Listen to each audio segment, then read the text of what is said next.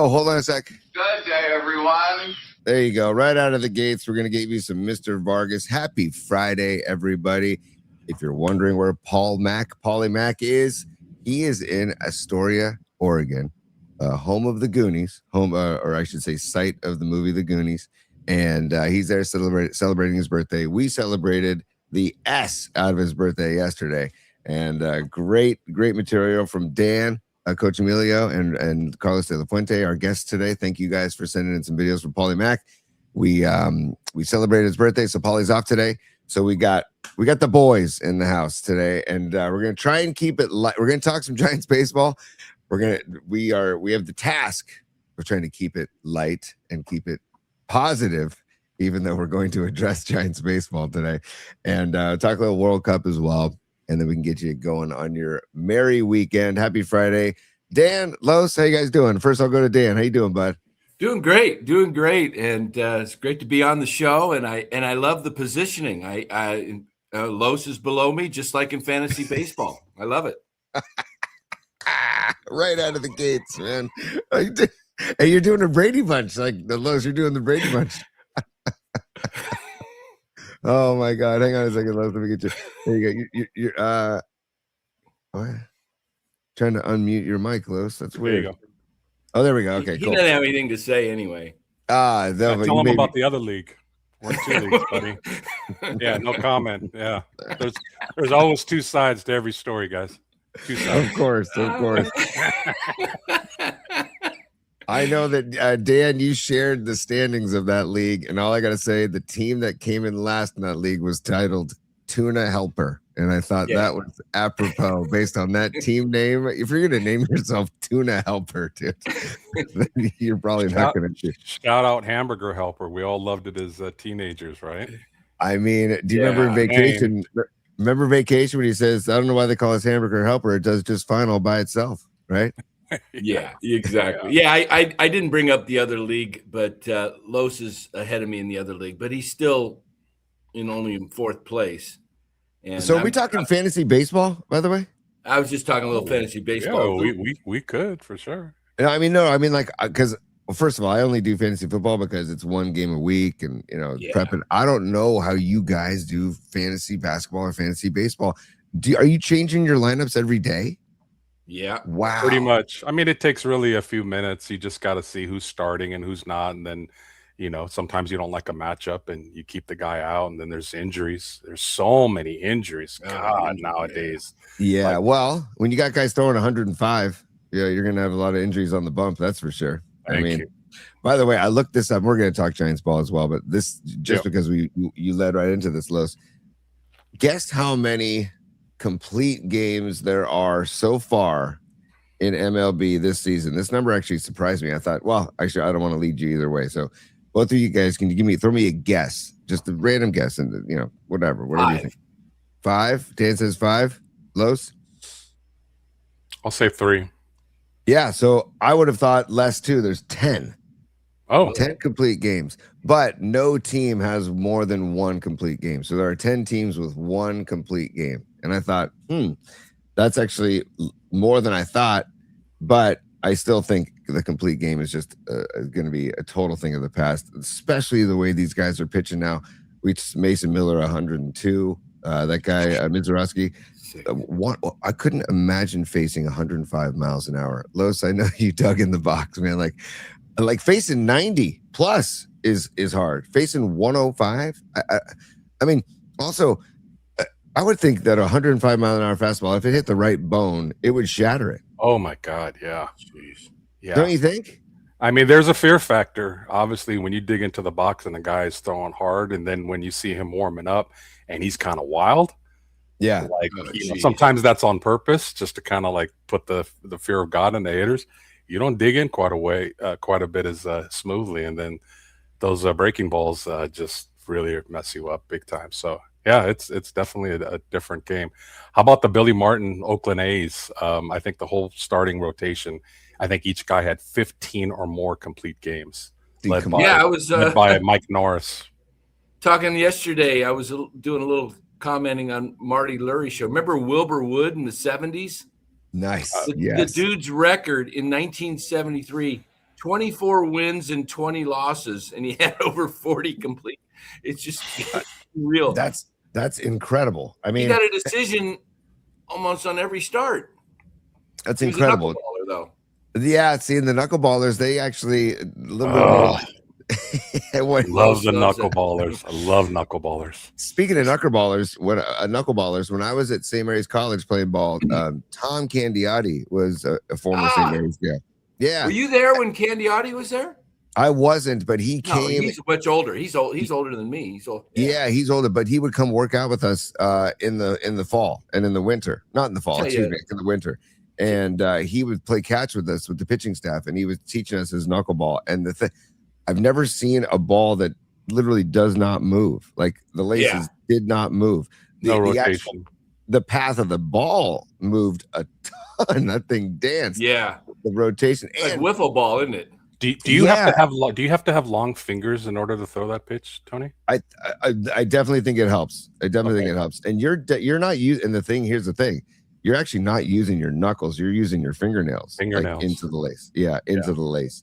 But he was teaching us that. But it was what a great guy, by the way. He would bring us all brand new spikes the couple times he came and worked out with us. Really, really good dude. But the thing about the knuckleball is when you see the no spin, it's so mesmerizing that it takes the attention off trying to hit it. Does that make sense? Yeah.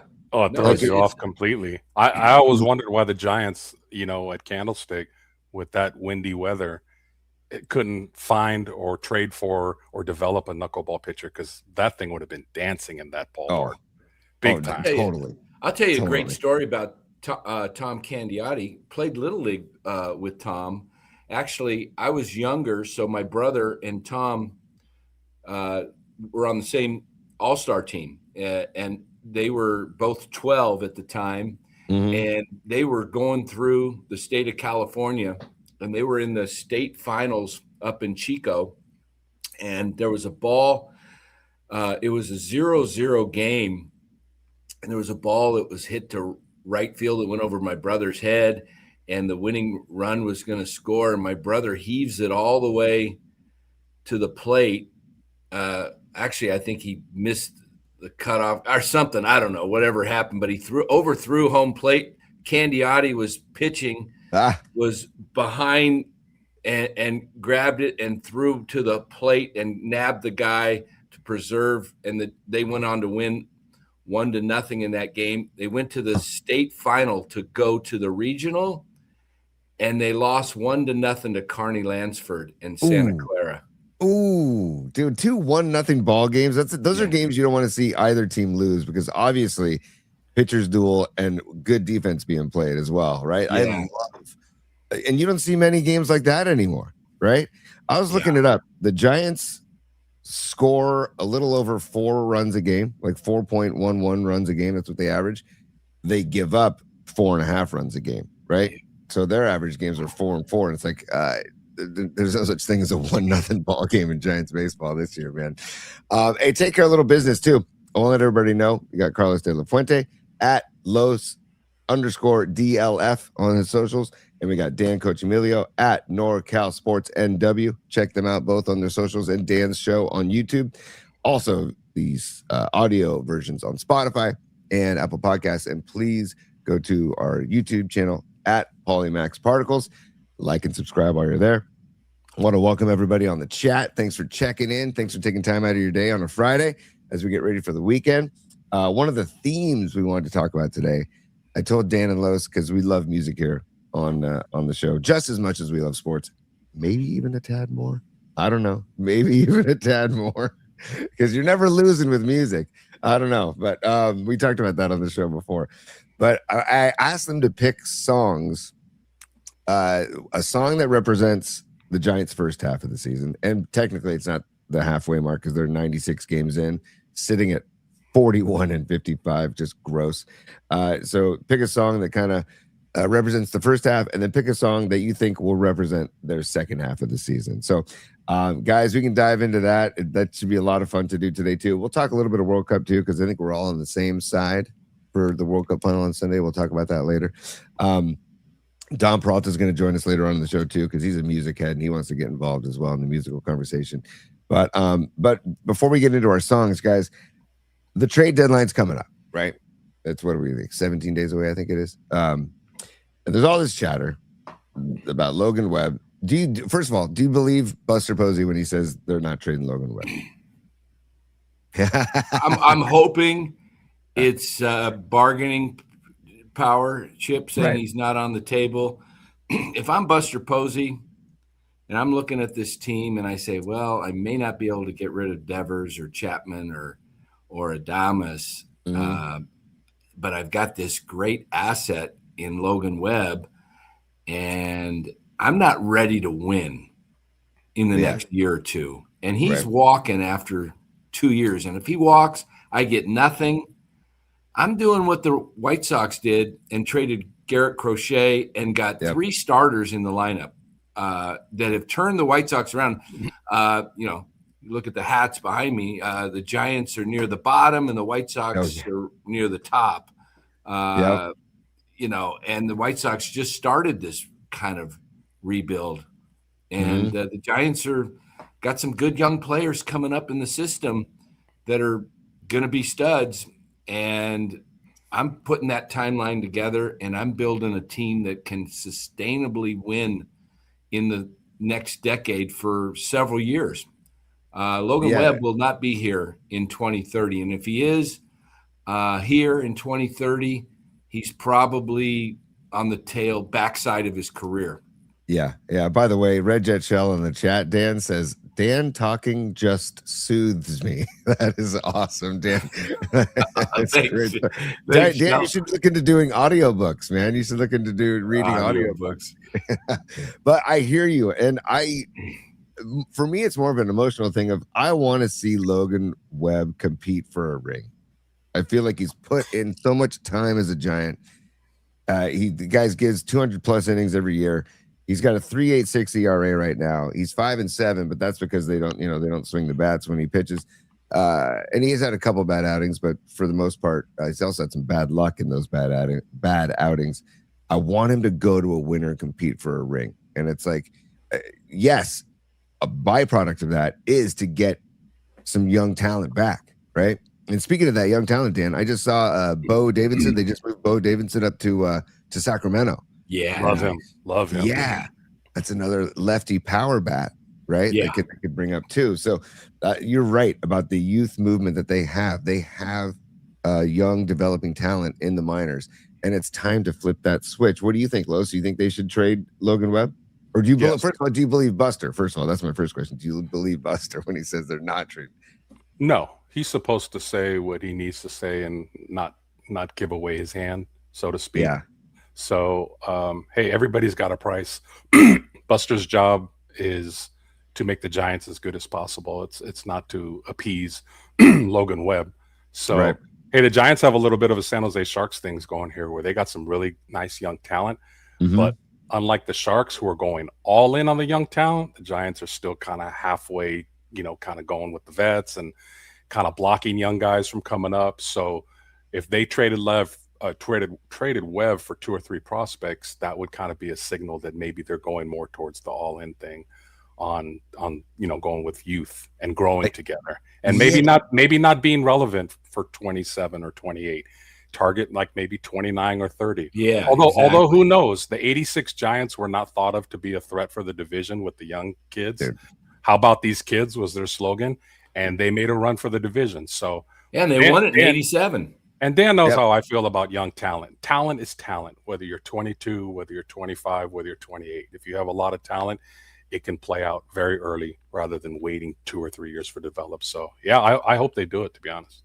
Yeah, I do too, man. And Pine Needle, I see you on the chat, and it's a great point that Pine Needle brings up, that trade him now and set up something to bring him back to retire as a Giant. And then maybe he goes into the front office or something because he's a local guy and loves the Giants as much as he does. Because Logan Webb, to me, is a lifer Giant, but he also deserves the chance to go play for a ring. Like if the Yankees went and picked him up, all of a sudden I'm rooting for the Yankees, and that's hard for me to do, to be honest with you.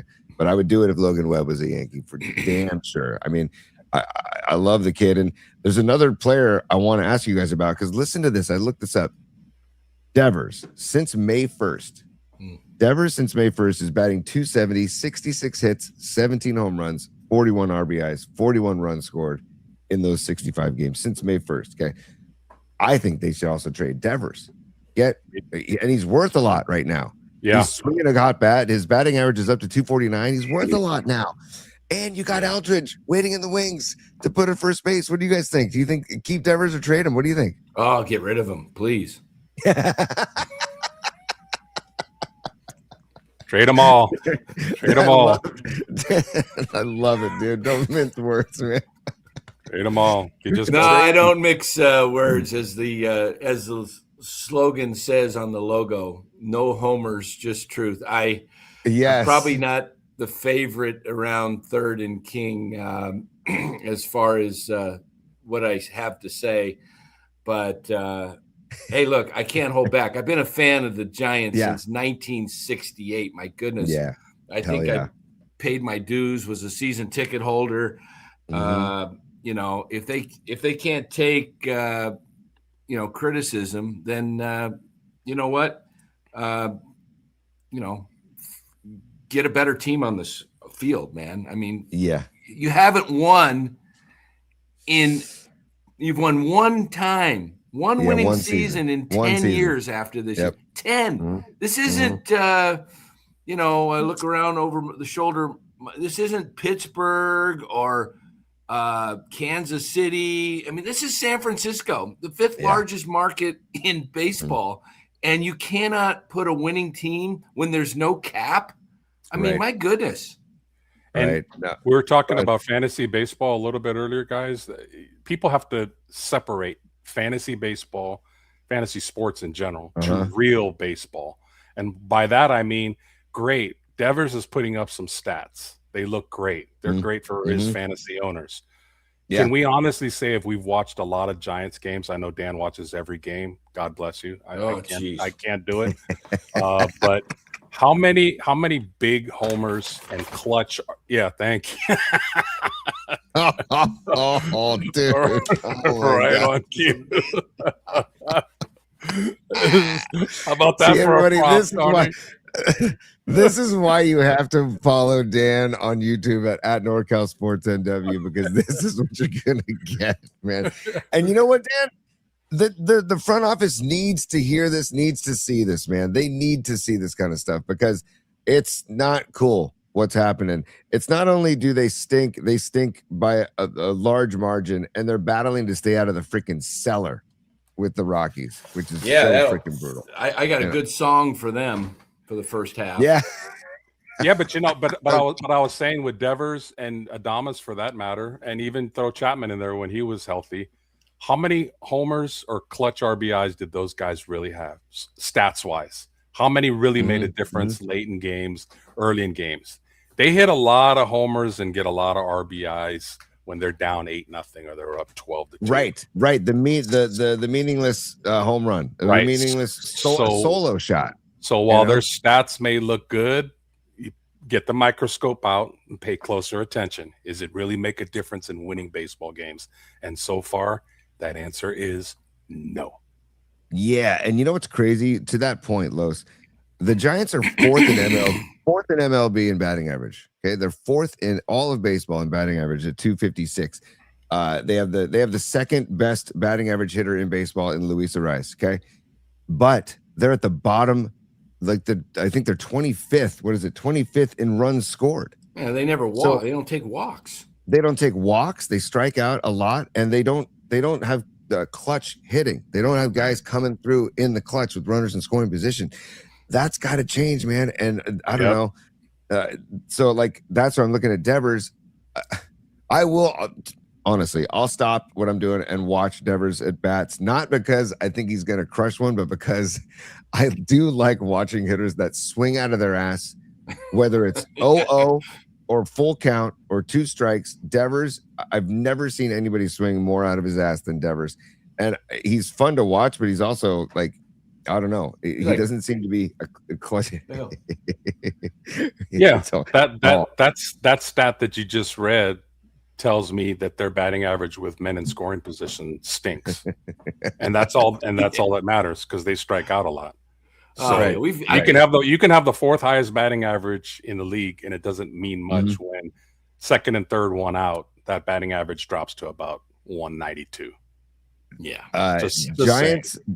Giants have 743 strikeouts.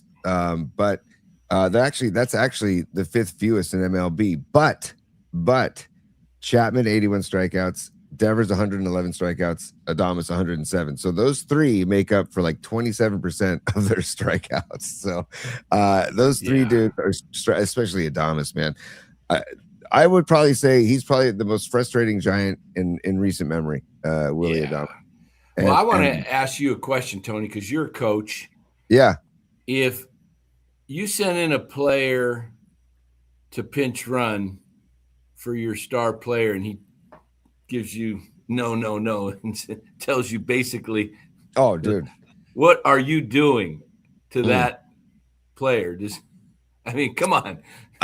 So we talked about this a few weeks ago when that happened. Like, this is where the Vitello factor comes in, where certain guys just don't have respect for him. And now I know Devers has come forth publicly and said, "Oh, I respect Vitello and I made a mistake and whatever." In the moment, your gut reaction, your first reaction was to behave like that, and it wasn't cool. And so I would have said, and again, who knows how they handle these superstars, right? But I would have loved to say to him, like, get your ass on the bench. And then guess what? Eldridge is playing first tomorrow, Yeah. Like that kind of stuff. Because if you're a baseball mind, which obviously Devers is, but the situation called for it. It was a good managerial decision. It was a good baseball move. Yes, that kid, Jonah Cox, is one of the fastest kids in baseball. Like, nobody's throwing that kid out. I mean, very, very few catchers are throwing that kid out.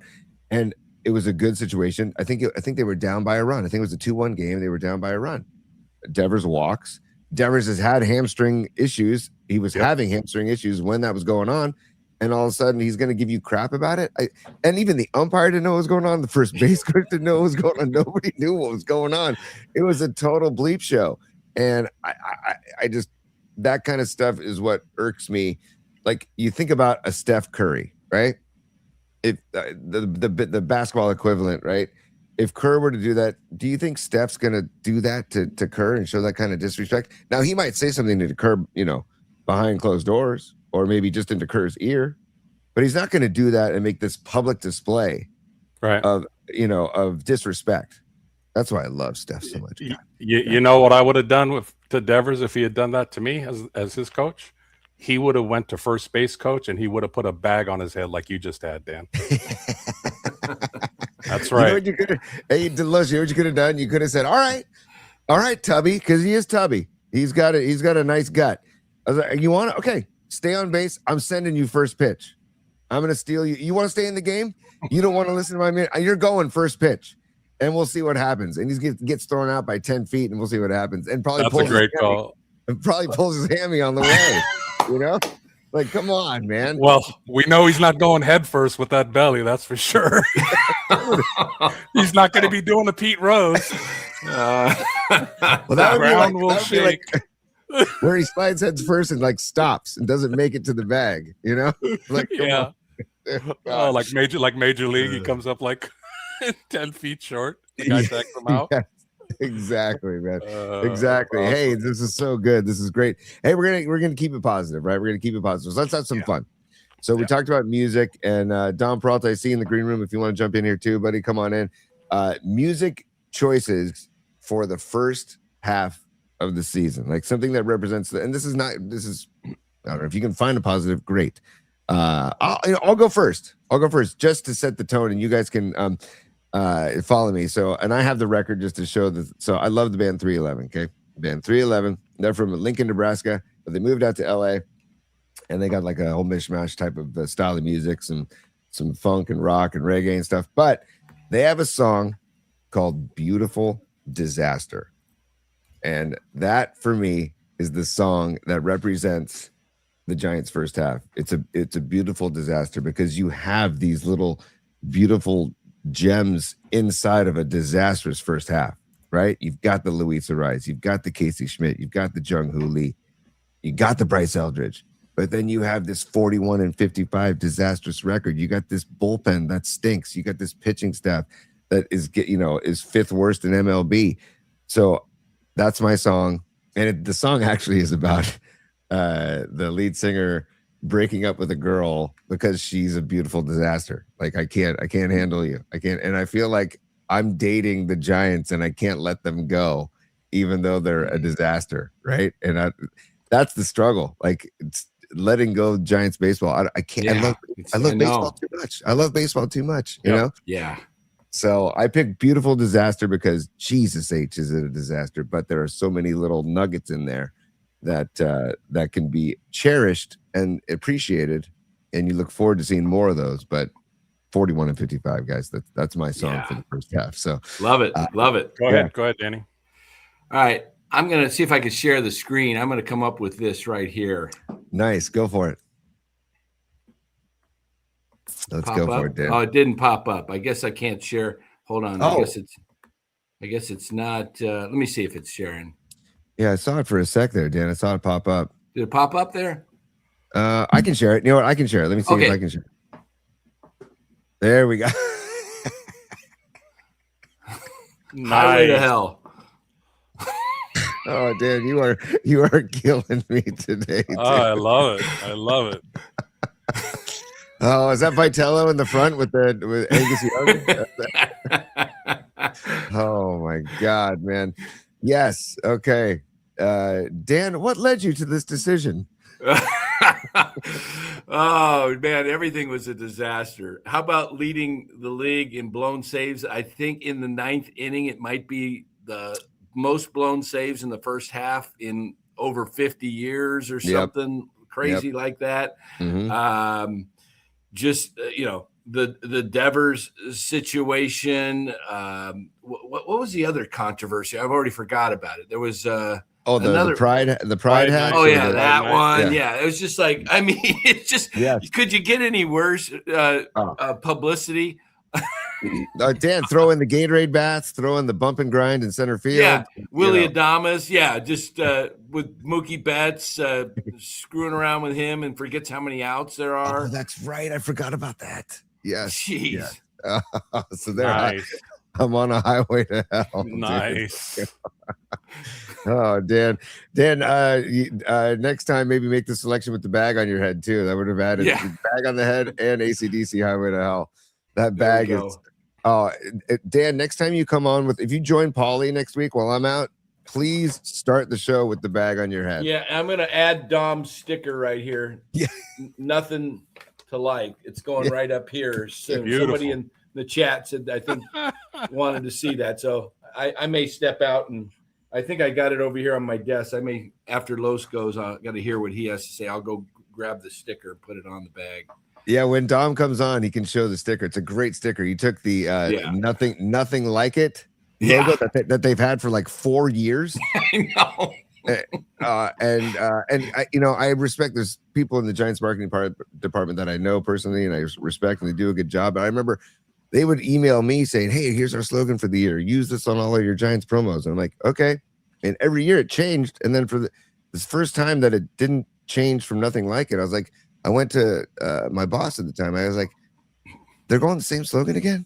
And he goes, yeah. And then the third year, I'm like, they're doing it again? And he's like, yeah. I'm like, okay, all right. Nothing like it. Here we go. And then Dom changed it to nobody likes it. It's freaking beautiful. It's not like the Warriors, strength in numbers where they're actually a championship team. Nothing like it when you're this shitty. Yes. Pretty hard to keep running it back.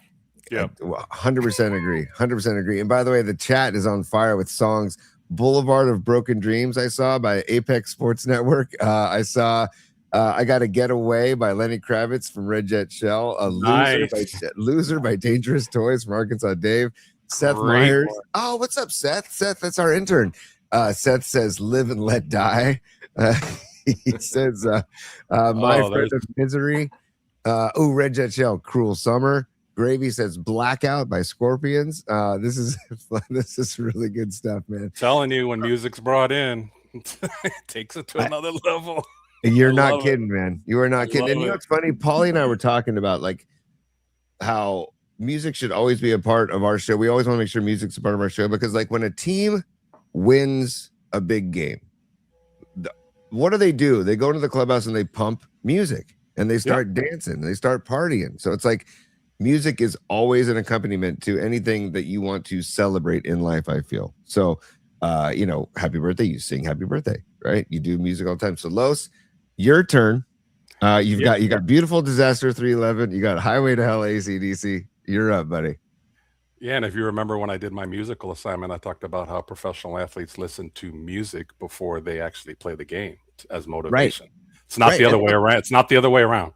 They listen to music. So absolutely, Los, music. When I was playing in high school basketball, I had a routine for every game. I'd go home after school. I'd take a nap, get my power nap in about an hour, and then I'd get up, and I didn't want to be full stuff, so I had a peanut butter and jelly sandwich, little carbs, little protein, and then I'd drive down in my 65 Mustang to the gym. Oh, you had a 65 Mustang? You never told me that. Mustang, yeah. Look at you. Look at you. It wasn't mine. It was the family, it just got passed down. Nice. 65 Mustang, and I had the 8-track, and I put in the 8-track, and I'd put in Chicago. 8-track. Yeah, an 8-track. Nice. You remember an 8-track? I remember 8-tracks. I don't remember an 8-track, Los? You ain't that much younger than me. Come on. I do. I'm kidding. Okay. But I plugged in every time. It was Chicago, Feeling Stronger every day. That's the song that those horns would get going. I just get pumped up, and I'd be driving down Clayton Road and, getting ready to – and I just got all pumped up for the, and no, it's very motivational. And then, of course, warm-ups, you got the music and all that.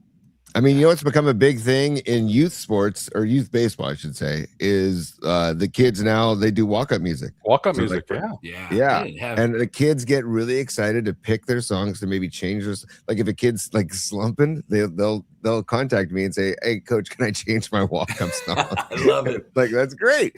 But it's good because they get into a little good headspace as they're walking up to the plate. I'm all for it, So the walk-up music has become a big thing, and I love the tradition of walk-up music in baseball. I love walk-up music. I think one of the most exciting things back in the Giants World Series year of 2002, I remember being at games and just Rob Nen coming out of the pen to smoke on the water. Yes. Oh, was that awesome? Yes.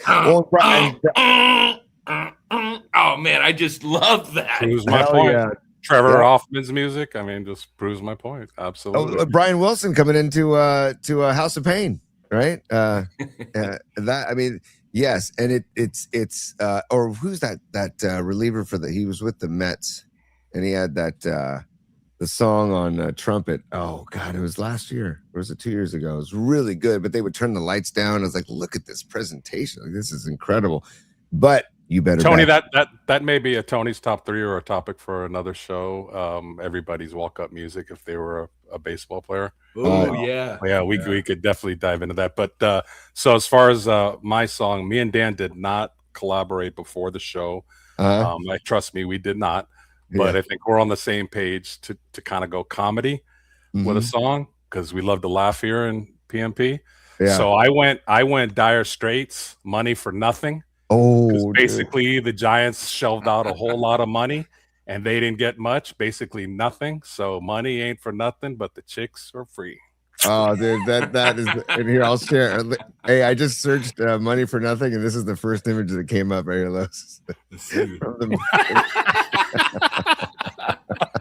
That's from the music video. If you remember the video, Money for Nothing, dude. You are money for nothing. And the no salary cap thing, like they got to get a cap. And it's like, I thought it was actually really funny during the All-Star game where they were talking about like how, baseball is never going away. There was they did something on the field and they started talking about how baseball is never going away. And I was like, hello, there's probably going to be a stoppage next year. What do you mean it's not going away? If there's no salary cap, they need to have a stoppage, which it sucks. But I don't know what to do. This is a great choice, Los, and Thanks. it speaks to what's happening with the Giants. I mean, I don't know.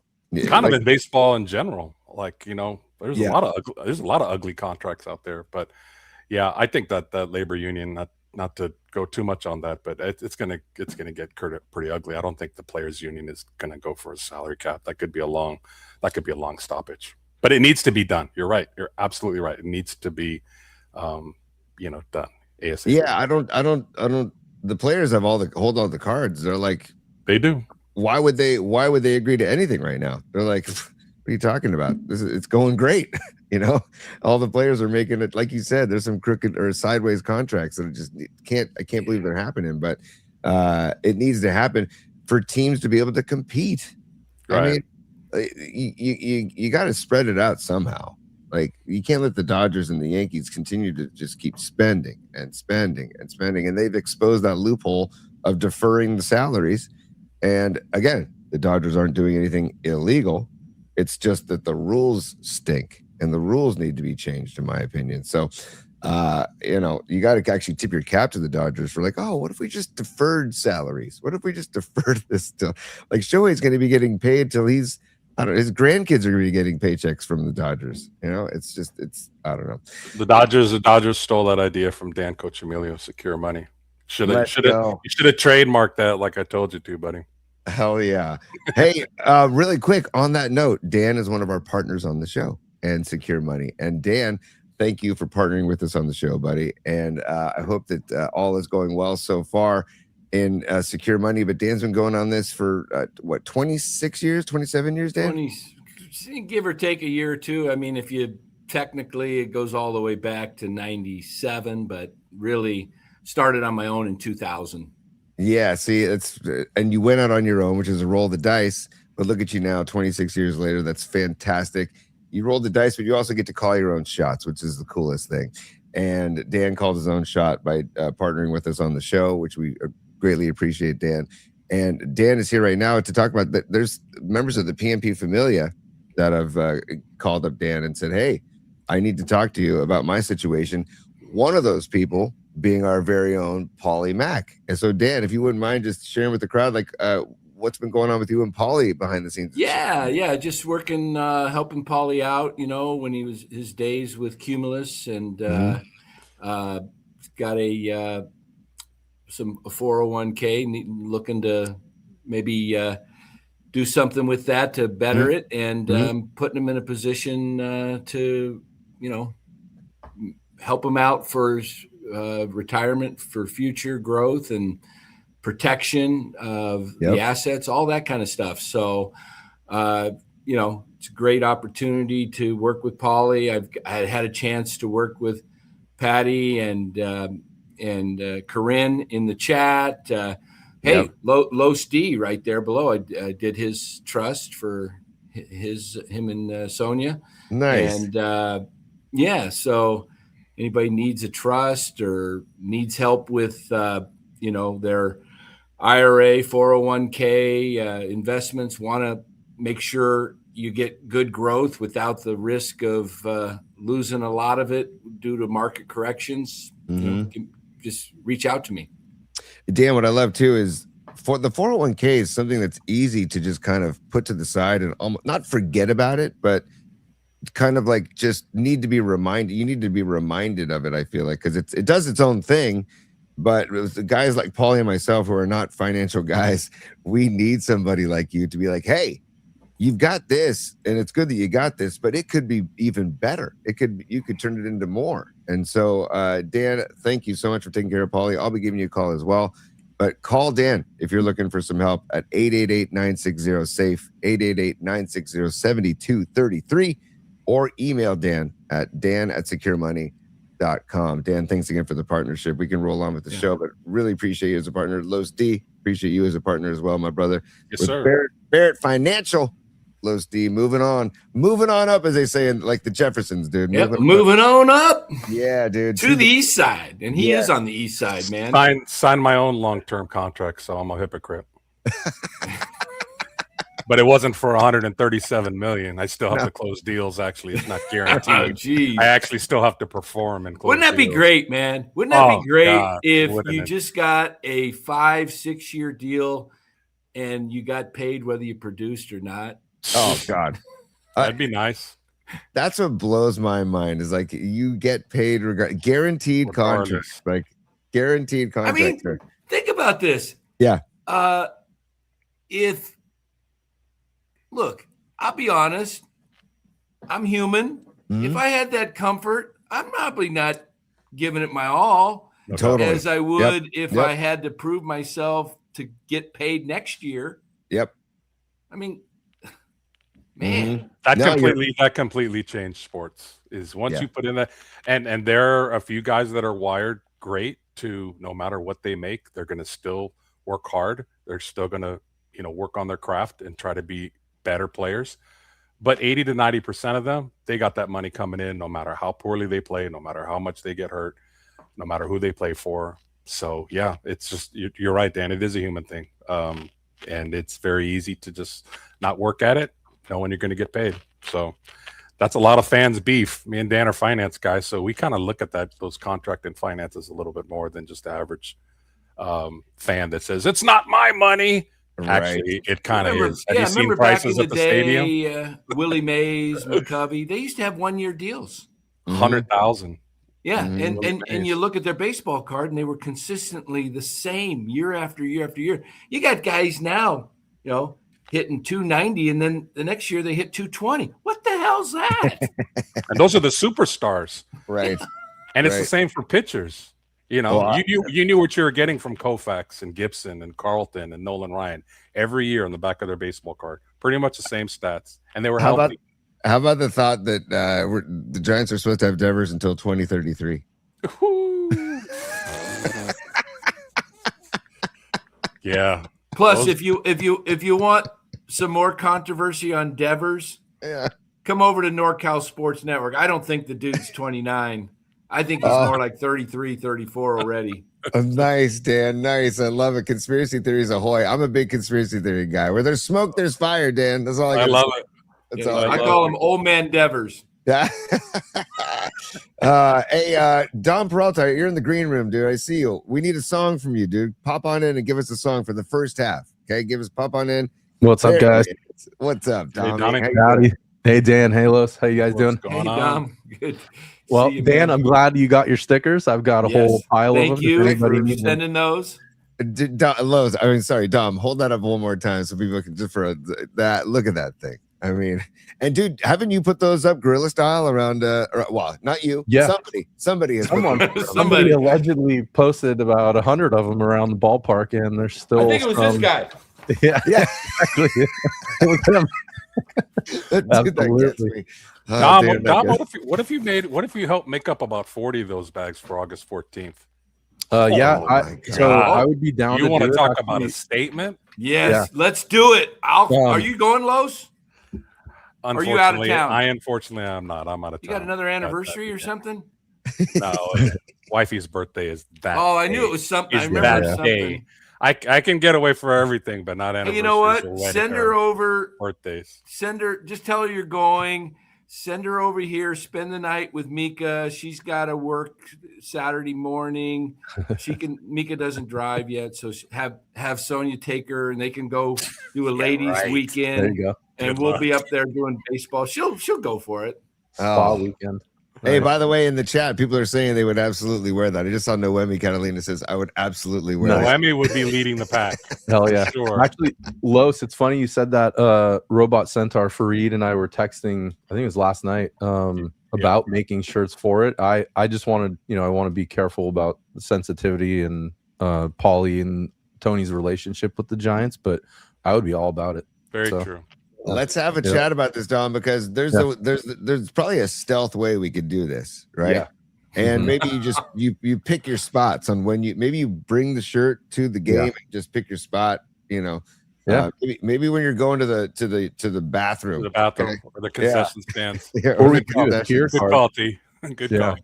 Like the All right. cheer card behind you, Tony. We could do grateful on one side and nobody likes it on the other. Totally. totally. I mean, hey, because you're grateful for Arise and Jung Hoo and Schmidt and Eldridge and those guys, and nobody likes it. The strikeouts of Adames, the pitching staff, the errors. They are third worst in defensive percentage. They have they made the third most errors in baseball. Don't get me started on the defense. And so you can pick your spots about where to. And by the way, Dom, you should start slapping those stickers in all the urinals. Yeah. Dom on the back of the bag, put money for nothing. Dire Straits. Maybe you should make some of those things, those deodorant things for the urinals, and put the logo right in there. It'd be the target. Yeah, totally. Target. Target. Oh my god. So Dom, what you got, man? First half of the season, give us a song that represents the first half of the season. 41 and 55. Your San Francisco Giants battling to stay out of the cellar. I had a few, so I had to narrow it down. I saw Woods put one of the ones that was on my list in the chat, Down in a Hole, Alice in Chains. I think that's a great representation for the first half. Paulie might have gone with Broke Down Palace. Sad but True, classic Metallica songs, perfect for it. But I decided to go with this. What you got? Run DMC, Hard Times. Dude, nice. Wait a second. Buster in Manasian. I love it. Look at that. That's great. That's great, Tommy. I had to Photoshop this real quick because it popped in my head this morning, and I was like, "It's too good. They have to be on the cover." So, and your Photoshop skills are amazing. That actually looks like them wearing that gear. It wasn't too hard. I found perfect poses that lined up. So yeah, dude, Dom, save that and please show that to Paulie next week. I will. That is gold. And you could do run. What would be the letters instead of DMC? We could run BPZ or something. Yeah, something like that. Yep. Because Buster Posey and Zach. But that is phenomenal, and it is hard times, man. Absolutely. It just that song is about hard times. There's some real stuff there, and the first half has just been so difficult. Like you guys kind of listed all the issues, not only on the field stuff, off the field stuff. It just hasn't been Giants baseball brand. They've lost their way. Tony, you touched on it earlier. The whole nothing like it turns into nobody likes it. The reason I came up with that is because of not just the brand, not just the play on the field, but they're doing something with that department that they've never done. This is the fourth year of the same slogan, and it's coming back for a fifth. By the way, it's coming back again. No, no way. They have to change that. They have to. Yeah, the only way to do it is push back on it. It's like we're sick and tired of it. It's like do something different that represents this still feels like the Gabe Farhan era of branding. And it shows that you don't care. Right. Yeah. And the fans shouldn't care more than the actual employees of the team. I mean, it should be equal, if not more, because they're working for the franchise, and they benefit from a successful franchise. So who the hell is the marketing director with the Giants? Can we get Don Peralta to take over that job, please? Los, they're a great team. So they are. They're awesome. Unfortunately, they signed a contract in the marketing branding world that most companies don't. They signed a 5-year exclusivity deal with a brand new firm that spun out from another group that was in the city. I kind of dug into the background of this because it's like my world, right? That's how I work. And so it's a unique story. It's kind of unheard of in sports, and I don't want to say they got fleeced because I don't really know the firm that did it, but I know their history came from some of the branding programs like Got Milk and some of the big large corporate the people that did the Nothing Like It. The same firm in the city. They have an office in the city, and then a couple individuals from that company kind of sidebarred and started their own thing when they got this Giants contract because it was such a big contract. Hey Don, too. I also want to say that I do know some people in the marketing department as well, and they are Yeah. great people, and they're Totally. good. They've been good at their job for years. Absolutely. So they're But handcuffed. They're handcuffed. Right. They're basically. handcuffed, but they also, like you said, Dom, this is kind of like, look, we joked around about fans making a revolution and stopping stop attending games to kind of force the issue of a stoppage and salary cap and all that stuff. It's really impossible to do because people love going to baseball games, but somebody in the marketing department needs to raise a stink about this. It needs to kind of just risk whatever for showing that, like, you can't go a fifth year with the same slogan. You can't show the fans, oh my God, we're going to run this out again after a dog-ass season. I mean, 41-55. I mean, even if they have an incredible second half, they're hoping to finish at 500, which is not going to happen. And then, like Dan and I were talking about, and Los and I were talking about earlier in the show, next year is not going to be much better. So it's hard times. And by the way, Dom, where did you find a Buster Posey expression like that? It's from one of the press conferences he did in the dugout. So he was in the dugout. This was perfect. Let me look at the date on it. That's incredible, dude. Yeah. It was around the time of the Pride Day. I think it may have been from that interview that he had done that day. Okay. And then the Zach one is straight off the Giants website.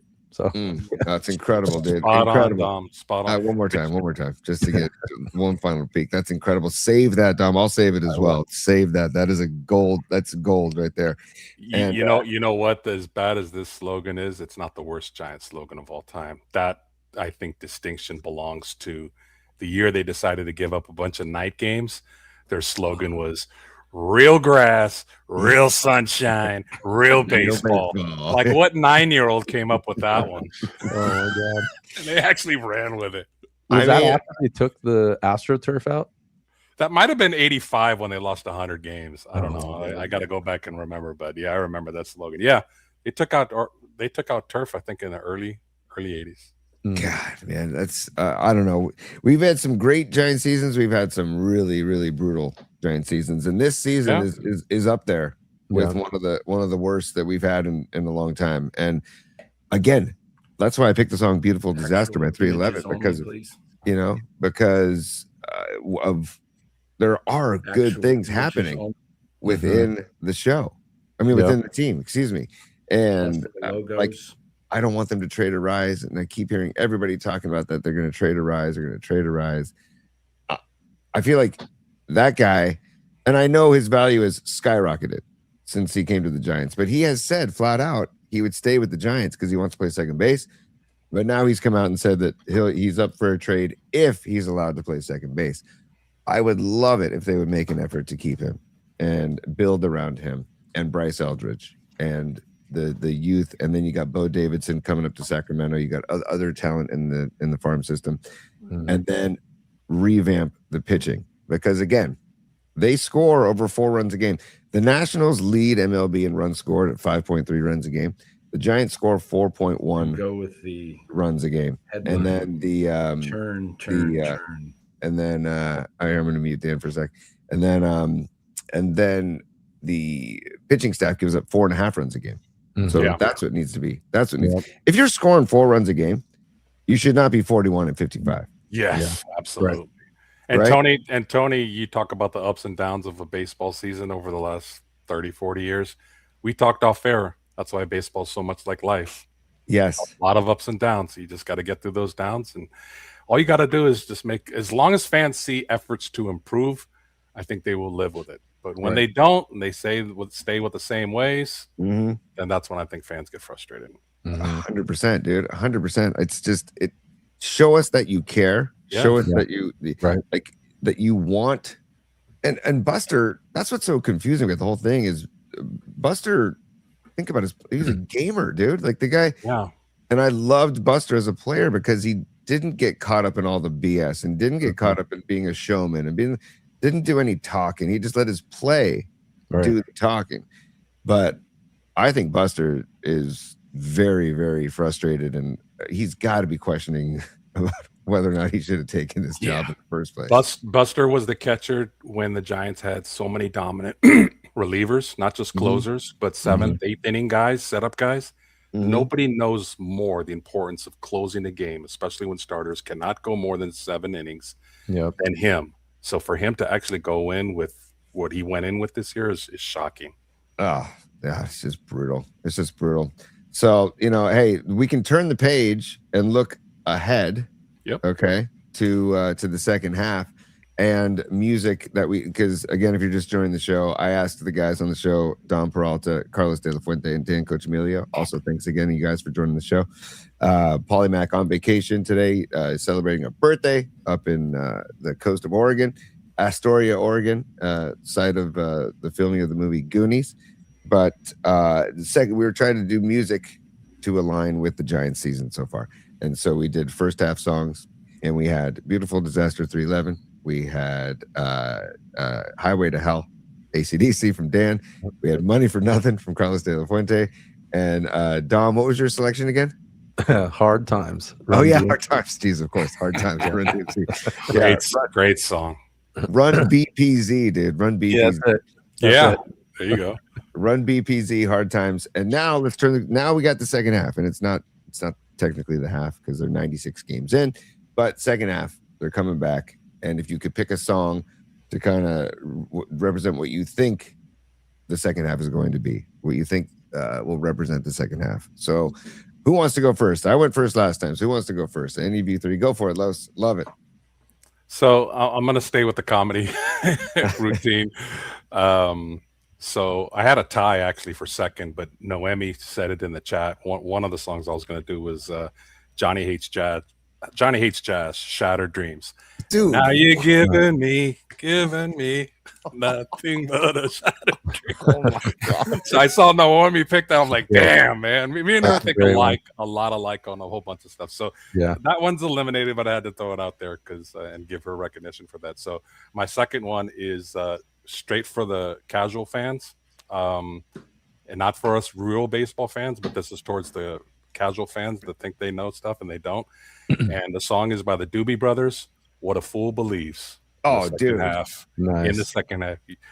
You go ahead and believe what you want to believe about the front office. What a fool believes. So I'm going to stay with that. Wow. Great choice. Comedy. A comedy. And dude, Michael McDonald, by the way, give me some. Anytime you want to throw Michael McDonald's in the freaking mix, dude, I am a fan. Let me see if I can. Oh, come on. Will this load? I'm trying to get an image. I have not seen him in concert. I'd love to see him. I would too. Actually, I would too. Him and James Ingram have one of my absolute favorite songs of all time. Yamo Be There. Oh, dude, Yamo Be Oh, There. I love that. Yamo Be There. I was just listening to that the other day, Los. By Quincy Jones. Just a phenomenal song. I love Michael McDonald and James. Michael McDonald, you guys should check out the Yacht Rock documentary done by it's produced by that guy in Boston. Who's the writer? Bill Simmons. He helped produce it.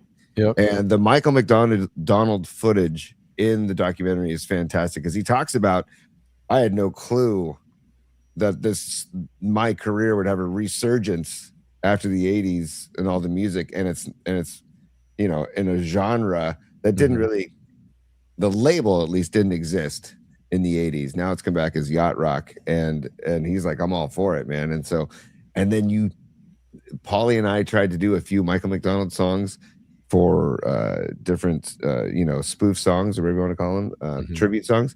And trying to do Michael McDonald's vocals is tough. Yeah, really tough, man. Because he's that it's not even like falsetto. It's like I don't even know what it is, but he's so freaking talented. So What a Fool Believes. Los, great freaking call, dude. Great call. All right, Dom, Dan, who's up? Go ahead, Dom. I'm working on something right now. Ooh, okay, Dan's nice. producing. Dan's producing. Nice. I love it. Heck yeah, Dan. That's great. I've got a couple options. So, couple runners up were Children of the Grave, Black Sabbath. That came up.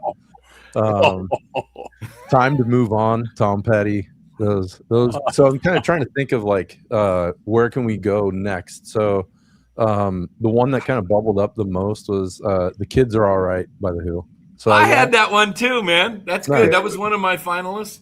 Yeah, I love that song. The Who, timeless band, fantastic song. But I really want the second half to focus on bringing up the kids. So Yeah. like if they had to redo a slogan and like bring back an old one, I had mocked up something a while ago. Let's see if I could find it. Hey, while you're looking, Dom, I'll tell you Yeah. right now, I would have no problem if the marketing department wanted to bring back the slogan, "You gotta like these kids." There you go. That's exactly where I'm going with it, Oh, Sean. But then Yeah, to do it I again. love it. 2.0. 2.0. So Yes. yeah, that That's was great. 1986, I want to say. Yep. Yeah, that was. I have this button. I took a photo of it and just added 2.0 at the bottom of it. That was a fantastic slogan. Actually, the 80s slogans were all great. The marketing back then was awesome. So yeah, I want them to kind of go down this route. Like the fan base is smart enough. People love baseball here so much that we could work with a rebuild. Like that, I think people will go all in on it, and we don't need to be Hey, they're masked showing with a up bunch now, of veterans. Dom, Yeah. for a lousy team. Right. I can't stand that narrative that says that the Giants fan base will not accept that. They're so wrong. The Mhm. Giants, the Bay Area fan base in general, loves young homegrown players. Right. Oh, totally. They will go all in on them over Yeah. overpaid veterans. So I've never understood, our fan base will not accept that. We can't do that. That's Los, BS. think of my favorite guy, Brandon Crawford. Yeah, good boy. Right Yeah. there, my guy, born and raised in the Bay Area. Like, Right. I mean, I do. Well, we don't have to get into it, but I love me some Crawford. But you're right, Los. You're absolutely right. And also, I mean, most people don't geek out on like minor league baseball, like maybe some of us do. Mhm. First of all, if you get a chance to go to a San Jose Giants game, Yeah. do it. Just do Yeah. it. Don't think twice. Just do it. It is so much fun. They're so family friendly and kid friendly down there too. Yeah. Also, if you get a chance to go to an Oakland Ballers game, do that because they're doing great stuff at Raimondi Park in West Oakland. Totally. And it's pure. I'm not saying MLB is not pure, but I'm saying it is pure baseball where it's just for the love of the game. You're going out there. But San Jose Giants, you get a chance to see these kids that are, they're scraping by financially and living on couches, 4 guys in one in a 2-bedroom apartment, trying to make their way through the minor league system, and it's really, really fun to watch. Oh, but it's if you total blast. right, it really is. But geek out on minor league baseball, you can see that there is talent up the pipeline coming up. So, shout out the Rookie movie. Yeah. Oh, dude. Great movie. Hey, Lois, I have that queued up for my flight, by the way. Watch it. Nice. Watch it on the plane. Yep, I'm But watching it on the plane. Tony, think about this: like Brandon Crawford, Omar Vizquel. Yeah. If you talk to baseball fans, they'll say Mhm. Omar Vizquel, better glove, maybe better player. You talk to Giants fans, they're going to take Brandon Crawford every day. Why? He's a homegrown talent that grew up with the team. That proves my point. And I got a lot of evidence more than that. So I don't agree with the Giants front office about trying to spin it that way. Yeah. Dude, we would love young guys. But Madison Bumgarner, Tim Lincecum, Matt Cain, Buster Posey, Pablo. right? All of them Yep. came up through the Giants system. Like, Right. I'll never forget the day they drafted Buster Posey. I was thrilled Yep. because I followed him in college, and I was like, "This kid's a stud, man!" And he played shortstop And for close. Florida State, and was a closer. Yeah, and was a closer before he went behind the dish, and then he becomes a Hall of Fame catcher. Dude, the guy's incredible. It's just, isn't it hard to watch Buster's like struggle's the wrong word. Find his way in the front office position. Isn't it hard to watch? I think struggle is the right word. If you look at his facial expression and his body language on these interviews, and he's getting grilled. He's getting grilled pretty hard, and he's just not used to that because he didn't speak a lot as a player, and now he's forced to have to be the front man. I don't know why his right hand man doesn't do more of the interview to take that pressure off of Buster, because that's not his strength, and he's very, very uncomfortable at answering some of these questions. Good point, Los. You look at his face, he's aging faster than my Buster, my dog, who's 7 years per every year, man. Right? He does not want to be there on Wait, time out. Dan, your dog's name is Buster? It is, yeah. That's nice. phenomenal. 9 years old too, yeah. Hey, Dan, you need to make a dog-sized bag to put under your dog's head. Oh, yeah. Yeah, man. That's. But Los, you bring up a very good point. That I would say, if you asked Buster when he was playing, what he loathed most about being a major league player was having to do interviews, having to do media, because he just wanted to play ball. That's all he wanted to do was play ball. And we used to go, Shannon Kaler and I, worked for me in the creative department at KBR, and he and I every year would go down to the Giants clubhouse in February when they would do the media day, and they would bring players into us all day long, and we had liners for each player to read. Some players made a total blast of it. Other players couldn't get through it fast enough, and they sucked at doing it. And I get it. It's the last thing they want to do. The last thing they don't want to see us. Yeah. So I would always try. What's that? I'm sorry. I've heard through the grapevine, Buster's got a really great personality when he knows you with his teammates behind the scenes. Yes. Like, remember he did that commercial with Romo about Spanish? Oh, yeah. Oh, por favor, me quiero. Yeah. Like, that was classic. That you saw a little bit of his personality, but I think when he's talking to the media or to total strangers, I think he's a great dude. He turtles up. Yeah, I'm really pulling for him to turn this around. Yeah, he's a great guy. He just really, I think, it's a challenge, and he's not the, type of guy. He's not like a Brian Sabian, a real guy that has this persona that just will destroy you, just like eat you alive. Right. And you kind of got to be that. You have to think be. about it. What he's really is, he's one of 30 top salespeople, and that's not his personality. You got to be able to sell when you're a GM. Look at the dude down in San Diego. It's tripping, my mind's slipping real quick. The GM, we hear him all the time. What's the Padres? Preller, AJ Preller. Wheeler, man. The guy makes moves quickly, gets in front of other teams. You gotta be a salesperson. You gotta be like a man, Los, man. The dude. I tried to make a trade in fantasy with Los. Dude is, man, like Family feud. You give a good trade, and then he comes back with asking for a whole nother player that wasn't in the deal to try to get this guy squeezed in. I played him in the game. Nice. Win the game. You not only got to be a salesperson, but you got to be cold. You can't get too close to the players because you may have to release them, and you may have to cut them. You may have to trade them.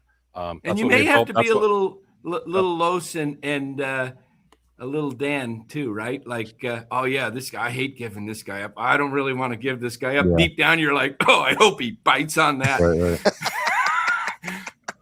You didn't want to trade me Davis Martin from the White Sox, and then you end up releasing him a few weeks later, you clown. I should have traded him for when you offered me Logan Gilbert, but doggone it. Yeah, there you go. You snooze. See, it's the game within the game. I mean, that's why I love the game of baseball, because the mental game inside the game, like the games that are being played mentally from manager to manager, pitcher to hitter to pitcher, all of it. It's my favorite sport for many reasons. But it's a great sport. Yeah, it's a phenomenal sport. It's incredible. I got my song for the second half too. Nice. And Tom, what was yours again? Oh, mine. The kids are all right. The Who. The kids are all right. The Who. Yeah, I like that. I was listening to that last night because I was deciding, do I want to go with that one? I'm glad I didn't. So nice. Got it covered. Yeah, you got it. Go for it, Dan. What you got? All right, I gave you a little graphic there. You can put that up. I gave you the album cover, and I'm going to send you the next one after you put that one up. Did you get it? Went away. It went away for a second. It went away? Yeah. Can you put it back in there? And then Dom, look for it in the green room as well. Yeah, totally. Let's see. There it is. Did it Here come it comes. in? Yeah, there it is. Dom's got it. Cool. Oh, nice. Yeah. Now, there's a time to contend and a time to rebuild. All right. I'm hoping they go for the rebuild. Yes. And I gave a little actual thumbnail here that I just had some fun with. So I will put this one up, and you can replace it with this one. Nice. Dom, you got it? Yep. Oh, there you go. Look at this, dude. This is great. All right. That means everybody in that picture I want out of the organization, including you, Larry Bear. Oh, hey, Dan, I second that emotion. Yeah. Yes, it is time. If you want to talk about time to turn the page, it is time for LB to hit the road. Yeah, Mhm. it's time. And I had to throw in Webby there just because he brings value. But Yep. The other three, you got the unholy trinity. I call them Chapman, Adamas, and Devers. And I got Devers dressed up there because he's really old man Devers to me. He's not 29. I like the silver hair. That's I don't good. believe you could be 29 and have that be that out of shape. I just don't. And the Dominicans famous for guys, falsifying their age to get the big contract. Sure. The guy was swinging in April like he was 49, but he missing 93-mile fastballs right down the middle. Like couldn't catch up to him. Maybe he's starting to round into shape. Maybe that's why he gets himself in shape after uses spring training in April. He does nothing in the off season. Maybe comes over. To your point about players and the guaranteed money, and then being human and not giving 100%. Like now, I'm curious, and I'm not making any accusation. I'm just curious if Devers is turning it on a little bit because he's trying to get hopes to get traded. And is like, okay, I can maybe go to a contender. I'm going to really, because he has turned it on. I said he's batting 270 since May 1st with 17 home runs. So he's swinging a hot bat and he's raised his average to 249. But it's like, I wonder if subconsciously he's like, oh, trade deadline's coming up. He doesn't speak to the media, so we have no idea what he's thinking. Right. But I wonder if that's, I don't know, somewhere in there with the trade deadline limit. Yeah, Larry Bear is overdue. He's like trading places. Randolph and Mortimer Duke. Turn those machines on. Get in there and sell. There we go. I noticed a couple people in the chat. I'll just call them out.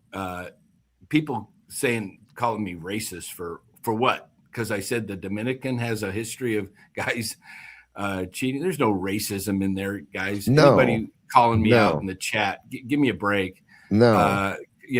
I'm the furthest thing from a racist. He is. If anybody can vouch for that, it's right here. China No, Dan, we've got your back, dude. There's nothing racist about what you said. I tell you, when I hate that when people use that, just throw that out there. I'll call you out, whoever they are. I don't know, whatever.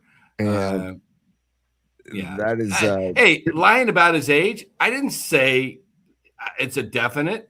I said that I think, and I have my right to my own opinion. I think the guy's a little older than he is. That's all. Maybe I'm wrong, but that's what I think. Well, hey, if there wasn't Danny Almonte back in the day falsifying Little League records, we wouldn't be talking about this. And I wouldn't have to deal with you should see the hoops that Little League coaches have to go through for all-star teams to make sure that everybody is legit. I have to collect the original birth certificates from all the parents of the players. And that goes to the district because of Danny Almonte and other kids. Hey, how many of us used fake IDs back in the day to get into a nightclub? Hello. I didn't want to wait till I was 21. Right. 19 years old. Yeah, I had my own Dom Peralta back in the day, be able to take care of it. Nice. Hey, Willis, I may or may not have done some of those doctoring things for friends. I'm not saying a word, but he was a different name, a different person. Right. But he was talented in his own rights. We'll just and we do know that stuff is still going on. I think AJ Preller actually had some issues like that a few years ago, if I remember correctly. The Padres had some issue come up with their minor league system, but with falsifying information.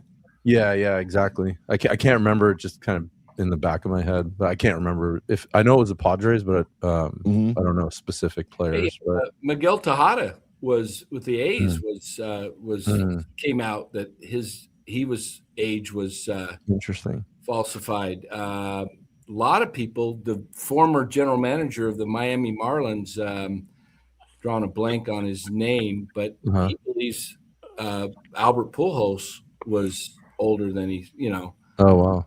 There's no way to, fully find out. Obviously we're just doing some entertainment. I have no idea. I just having fun with it.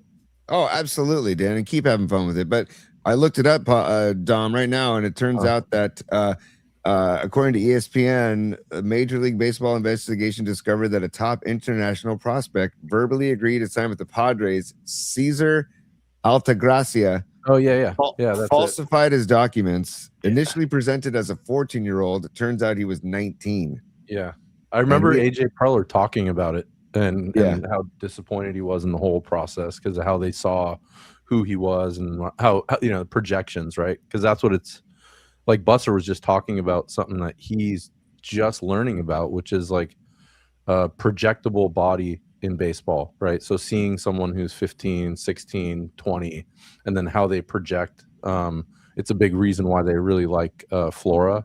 And he was actually speaking about like, I'm still learning about this. This is not something that I knew about, like being able to identify like a 17-year-old baseball player and saying this kid projects to be XYZ when he's 23 or that's a good point, Dom. Yeah. It's a big thing. Even I remember Farhan when Chris Bryant came here in 21. Yep. And in the off season, they didn't sign him because they didn't think he would project well going further with his his swing path. They didn't think it was going to be good. And great move by Farhan. I mean, the guy's been nothing but injured since the 22 season. I think he's hadn't even played a full season combined in the last 5 years.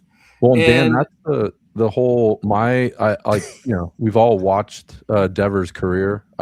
He was a heck of a baseball player, but that's my perspective of him is he doesn't project long term to be that not just a contract, but just as a ball player, that slump we saw for the first 6 weeks, 8 weeks, it's just going to get longer. And so that's the part that bugs me. But I have to say he does look really cool with silver hair. So he should doing that. He looks pretty cool. Well, think about this. If you guys, I mean, if you had a chance to come out of a country where it was hard to make it, and you're really 20, but they don't sign you unless you're 16. I mean, I don't blame the guys for doing that. You do what it takes to get a contract. Juan Soto was 19 when he came up. The dude looked like a man, though. Hey, Dan, to your point, I just a headline on Reddit right now: age fraud on the rise in the Dominican Republic, sowing chaos for MLB teams and young players. I also see Matthew on the chat. Matthew 01234 says Dominican Republic is notorious for producing players who lie about their age. Julio Franco, Albert Pujols, Miguel Tejada, Wandy Rodriguez, and many more. The Dominican Republic is almost the only country who does it. And he says they always seem to lie about the 5-year area in the age, and that would put Devers at 34. And then he says, I think Soto was 24 when he made the majors, not 19. He didn't look 19, and he is from the Dominican. So, there is, like we talked about earlier in the show, where there's smoke, there's fire. That's all. Yeah. And so, all it takes is a few to do it for assumptions to be made or to proceed with caution, right? So. Couldn't agree with you more, Dan. And by the way, Dan, send me this turn thumbnail, please. Pretty good. Money. I want to present that on the show again. And if they trade any of them, we'll just pop it up. And if Larry Bear decides to retire, first of all, we'll have a party. We'll have a party at Longbridge Pizza. Everybody's invited. I love it. I'll be there. Oh, dude. And then second of all, we can just as they get I will traded. come and I will take this thing. I will bring this in, and I will gladly throw it off. It's so good. Hey, how about the Giants taking Bonds' nephew in the 3rd round? I'm just watching like some highlights on that. That kid is a physical. Did you see him taking BP? Yes, I did. He's effortlessly. Big kid. If I'm him, God, do I want to go to the Giants? The pressure to go to the organization. Think about though. I mean, he could turn it around and motivate him, but wow, that kid is physically impressive. Whether he can play ball, we'll see. How many times have we heard Giants players who've come up big say, yeah, I got some tips in the cage in BP from Barry. Mm-hmm. How much more willing would he be able to help his own nephew? Yeah. I mean, because he is working with the Giants, Barry, so he's going to be around. And if, I had a guy on, a draft analyst last night who gave the Giants an A+. He said Peyton Bonds just got all the tools in the world, and they just need to kind of correct his swing a little bit so he gets the ball a little bit more in the air because the power is there. He's 6'5", and he can actually play center field. He can fly, so that's pretty cool. Oh, totally. And Los, to your point, I totally hear what you're saying, and I agree. Now it's up to Peyton Bonds, because look at Vlad Jr., right, or Bobby Witt Jr. Think about the pressure those kids have coming up, being like, Jesus, I'm playing with my not even, but the same freaking name, So it's like, and those kids have thrived. I mean, you want to talk about a couple of great ball players, but it's up to them and how bad they want it. To the individual. Right. How bad he could look at it as, oh shit, or he could look at it as, let's go. Yeah, exactly. His potential is so off the charts, though. When I saw the ball come off his bat, I was like, oh my God. His swing, it just looks so natural. Like, that's the thing. Doesn't seem like there's like a lot of effort in there. I know he's putting it into it, but like it just the motion is so smooth. And Escobar was saying kind of what in the chat, what I was thinking too. Like, imagine the pressure that was on Barry. So, so I think he'll be able to share it, stand in the box right across from him, right, just like his dad used to, and being able to talk about the motion and just what the mentality should be in the batter's box. So. People forget it's a very mental game. And absolutely. Barry can work with the mental side and being able to recognize pitches better than anybody. So I'm looking for a text message from my buddy. So back to the Jackson Flora draft. He's East Bay kid, right? Pleasanton. And my buddy's son played with him and said, this is such a great draft pick. Heck yeah. Not only is he a dominant 6'5" righty who can locate his high velocity fastball and has good off speed. He's a really good kid and comes from a really good family, and he's been a Giants fan his entire life. So it's like, he's a great kid. Did you hear his first interview? He sold me within 2 minutes. They asked him, you grew up in the East Bay, did you go to the Oakland Coliseum much? He goes, yeah, I went to a lot of monster truck events. Yeah, that was beautiful. Beautiful. That was with Dallas Braden, right? I think. I loved it. Yeah, that's great. Oh man, day on the green. Well, that was before his time. And then this is about this. So this is the same buddy whose son saw Peyton Bonds when Fordham played Rutgers. He said he looked raw but really dangerous. Loud batting practice, exit velo at the combine really high, big body, physical, really fast swing, needs some work. But hey, that's what minor leagues are for, right? Yep. I mean, and he'll get every break in the book because of his last name. But you know what? With those breaks comes the pressure you're talking about, Los, and how they handle the pressure. So I'm excited to watch this kid. And again, that's when you go to a San Jose Giants game. Go see Peyton Bonds, right? Single A ball. Clint Eastwood's baseball movie, Trouble with the Curve. He was a scout, and he's talked about how you can close your eyes and you can hear the ball come off the bat of certain guys, and it's just different. It's just louder. Yes. And I think this kid, like the ball comes off his bat louder. There's a sound. There's a definite sound. Especially when you go from aluminum and that ding to the wooden bat. Yes. I missed that aluminum bat sound, man. It's been you guys should see. So my son's 12 and he plays Little League, and they use they're called USA bats, right? Certain regulations. Then when he goes to travel ball, they use the USSSA bats, USSSA bats, and they are loaded aluminum bats that the ball just launches off of these bats. Los, if you took BP with one of these bats, you would lose your mind, dude, because the ball just flies. I'm just gonna throw it out there, Tony. Get your knee right. Dom, Yeah. you as Yep. well. If you do I'm come down. down, if you do come down in December for Rush, there are batting cages here. Nice. We will go. We will Heck go. yeah. Love it. Love it. I'm super Hey, down though.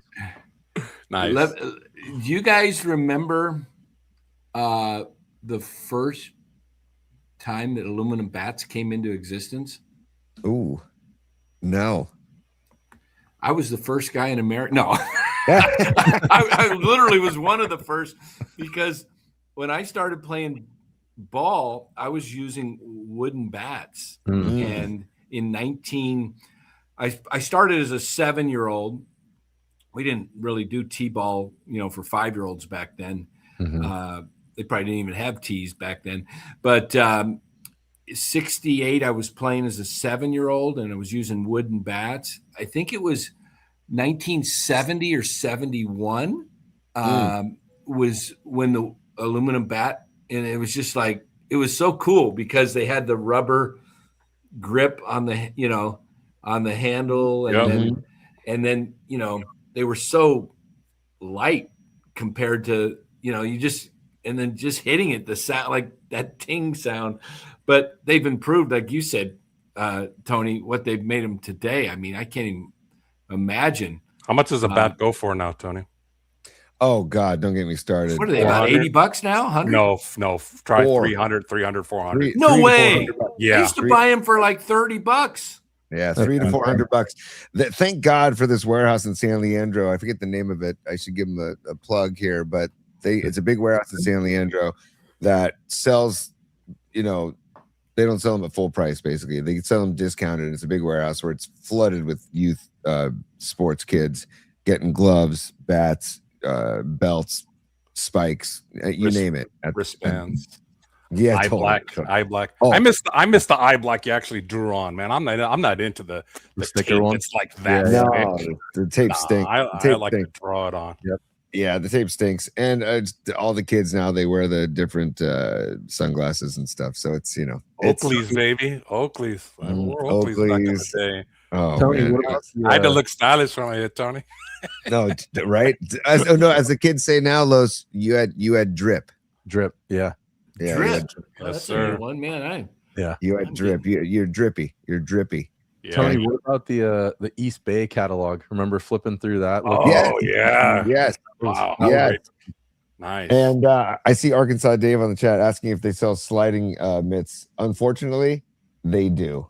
And I'm Sliding mitts, man. The oven. Yeah. Oh, Los, it's called. did you ever Yeah, there we did go. you ever dive head first back when you were playing? When I stole bases, that's all I did. I went head first. Really? Yeah, same. Me too. Same. Yeah. And I I would did go it with at home my more, left but- hand. Los, You did you know- go with your left hand and grab the bag and try with your left hand?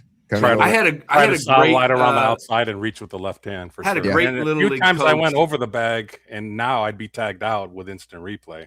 Yep. We had a great momentum. little league coach when he was so good. He's in the Little League Hall of Fame, but he had us wear 2 pairs of jeans for sliding practice.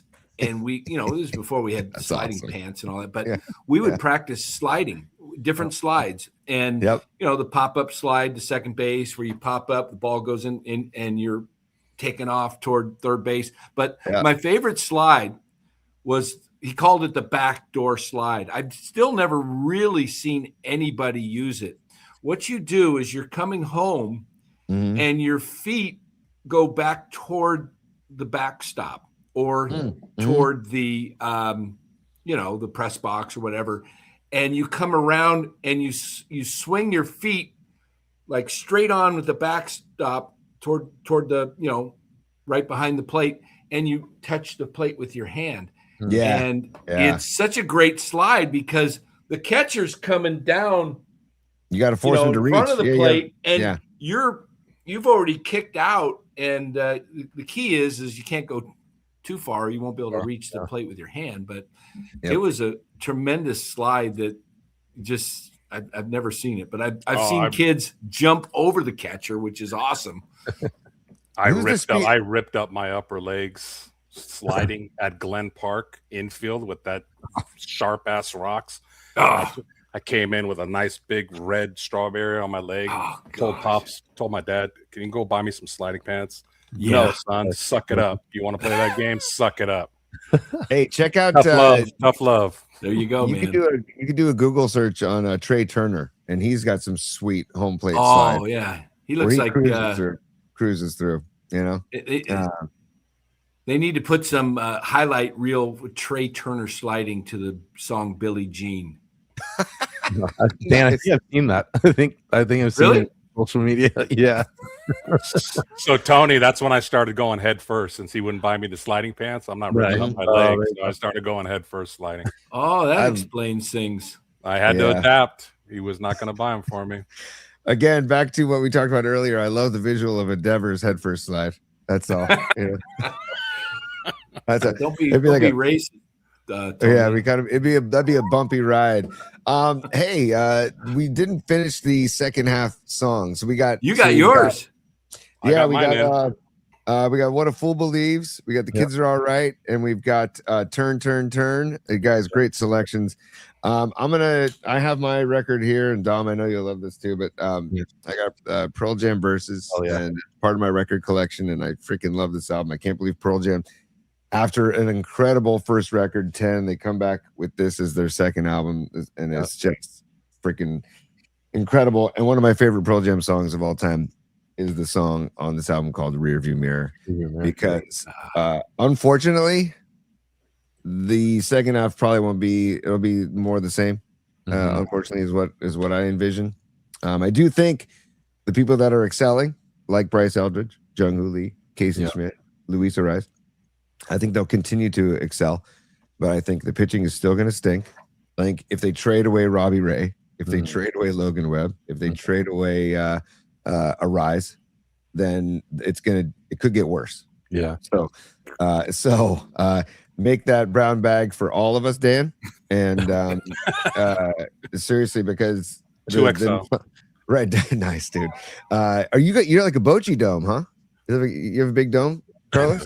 A little bit. What's your measurement on a fitted hat? Are you 8? Don't go tell me you go 8. Do you go 8? No, 8 inches? no, Okay. 7 and 5/8. Okay, cool. Bochy's got you. I think Bochy's over 8. 7 and 5/8, man. Yeah.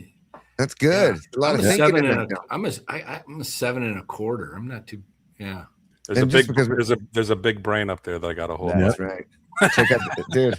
Hey, Lowe's, check out the big brain on Brad. Stand by. If you need a beer, grab a beer. If we're talking Bochy, we gotta show some love. But Tony, are any of these songs that we picked today going up on the PMP playlist on Spotify? Absolutely. I'll put all of them on the playlist. These are all great songs. Listen to this list. Well, listen to this list. 311 Beautiful Disaster, AC/DC Highway to Hell, Run BPZ or Run DMC, Hard Times, and Dire Straits, Money for Nothing. And then you got What a Fool Believes, The Kids Are All Right, and then Pearl Jam, Rearview Mirror, and Turn, Turn, Turn. So great. 8 sweet freaking songs. Absolutely, I'll put them on the playlist because why not? You know, Nice. and that's why I almost went with David Bowie, Changes. Oh, well, yeah. there's that too. Changes. Mhm. We need it, Dan. It's time for change. This hasn't worked, right? Yeah. And I refuse to blame Vitello, and I refuse to let them say get rid of him after a year. Right. It's not this is not Vitello's fault. Correct. That's just I give him another year, and even next year's gonna be tough too. If I was Vitello, I'd march back in and say I need a 3-year deal. Like, give me 3 years here. I can't do this in 2. Doesn't he? I think he does. He does have a 3-year deal. Oh, he does have a 3. My bad. He signed My a bad. 3-year deal. And then I'm saying give me 4. Because it's like, you know, I think most managers do get 4, but because he was the first college guy, probably the Giants negotiated. You know, Yeah. Los, I really think if this guy had all the young guys and I think he'd do didn't well. have the vets, Mhm. I think you'd see a completely different style of manager. well, you'd have players that bought in, Dan. Yeah. Yeah. You'd have players buying in, and you'd have a different mentality. The younger player has a different mentality than a Devers, than an Adames, than a Chapman that's been around for a while. Mhm. And I don't know, Chapman just had a kid. His priorities are different right now, and you can't blame him. Right. You know, Right. being a dad, your priorities shift when you have a kid. Mhm. And back Gone. to the money. Yeah, back to the money. Gone are the days, Tony, when you could be a superstar and lollygag in right field and Billy Martin take you out of the game and almost knock you out when you get to the dugout. No, Reggie Jackson. That was Reggie awesome. Jackson. Tough love, baby. That was so cool. I miss that. He took him out right in the middle of as the inning was starting. In the middle of the inning, said, "Get out of here." And then confronted him and was about to fight him. Yeah. Yeah, they were ready to go. Accountability, a beautiful thing. Lily Merchant, I see you on the chat. Stand by. Oh, yeah. It's business time. And you know what? Because you guys have taken the ride with me for an hour and a half. It's business. It's business time. I know what you're trying to say. You're trying to say it's time for business. It's business time. Ooh. We're going to go with, Dom, thank you very much, dude. You're welcome. Much producing. It's so nice to have other people produce besides me. So thank you, Dom. Sure. Mark Gravy Graves. By the way, Mark, hope you are doing well in your recuperation, brother. And we send you all of our love and well wishes. And he says, Giant second half changes, Black Sabbath. Trade on. So that's a theme. I don't think anybody's in the ballpark of, keep everybody. Don't do anything at the trade deadline. I haven't heard that once from anybody that I know. Oh, there's quite a few on Dan's channel that think that. Really? Yeah. They just let it ride. Just let it ride. Yes. Play the veterans. We don't want young guys. They're not established. Right, Dan? A lot of them think that way. Yeah, you get a few casuals that just don't get it. Wow. Yeah. That's You'd be surprised. I mean, if they were hovering around 500, I could see that argument. But 41 and 55, get the hell out of here. Like, come on. Larry Bear, drive the Waymo.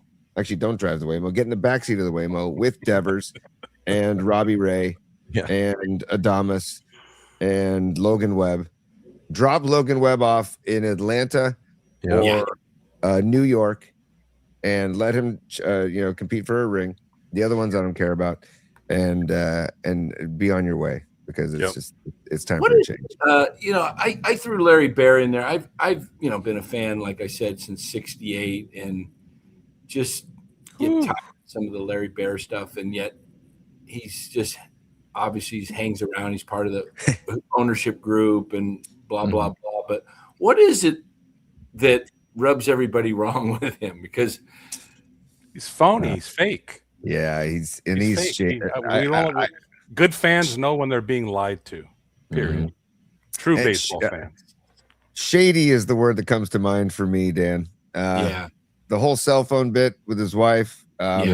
My personal experiences with him, and how basically he called for me and Kruger and our boss Bob Agnew to get fired back in 2005. So.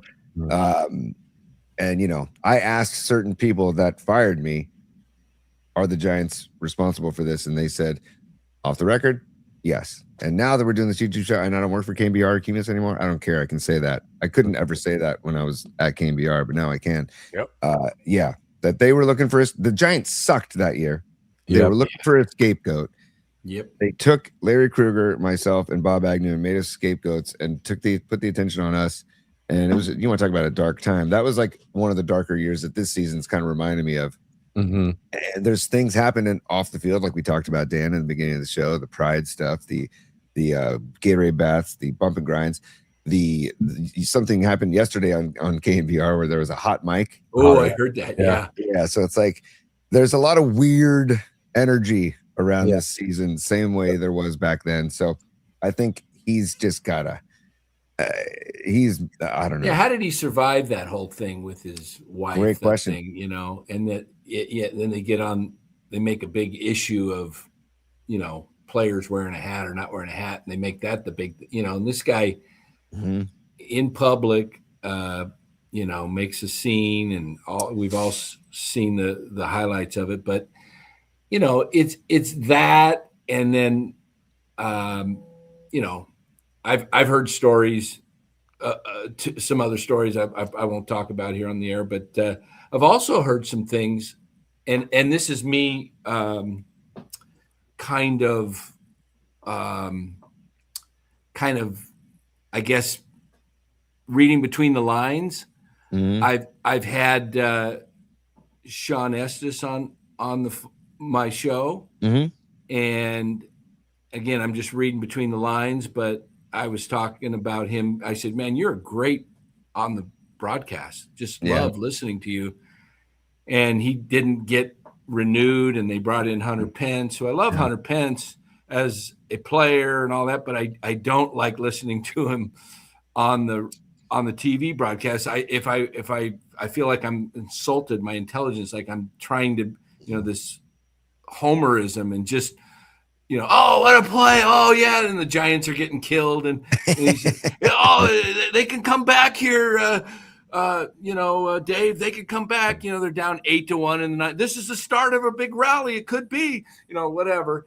And I was kind of read between the lines that Larry Baer was in control of the broadcast team and wanted more of this Homer stuff and none of the critical thinking that you might get if you listen to the Mets broadcast team or something like that.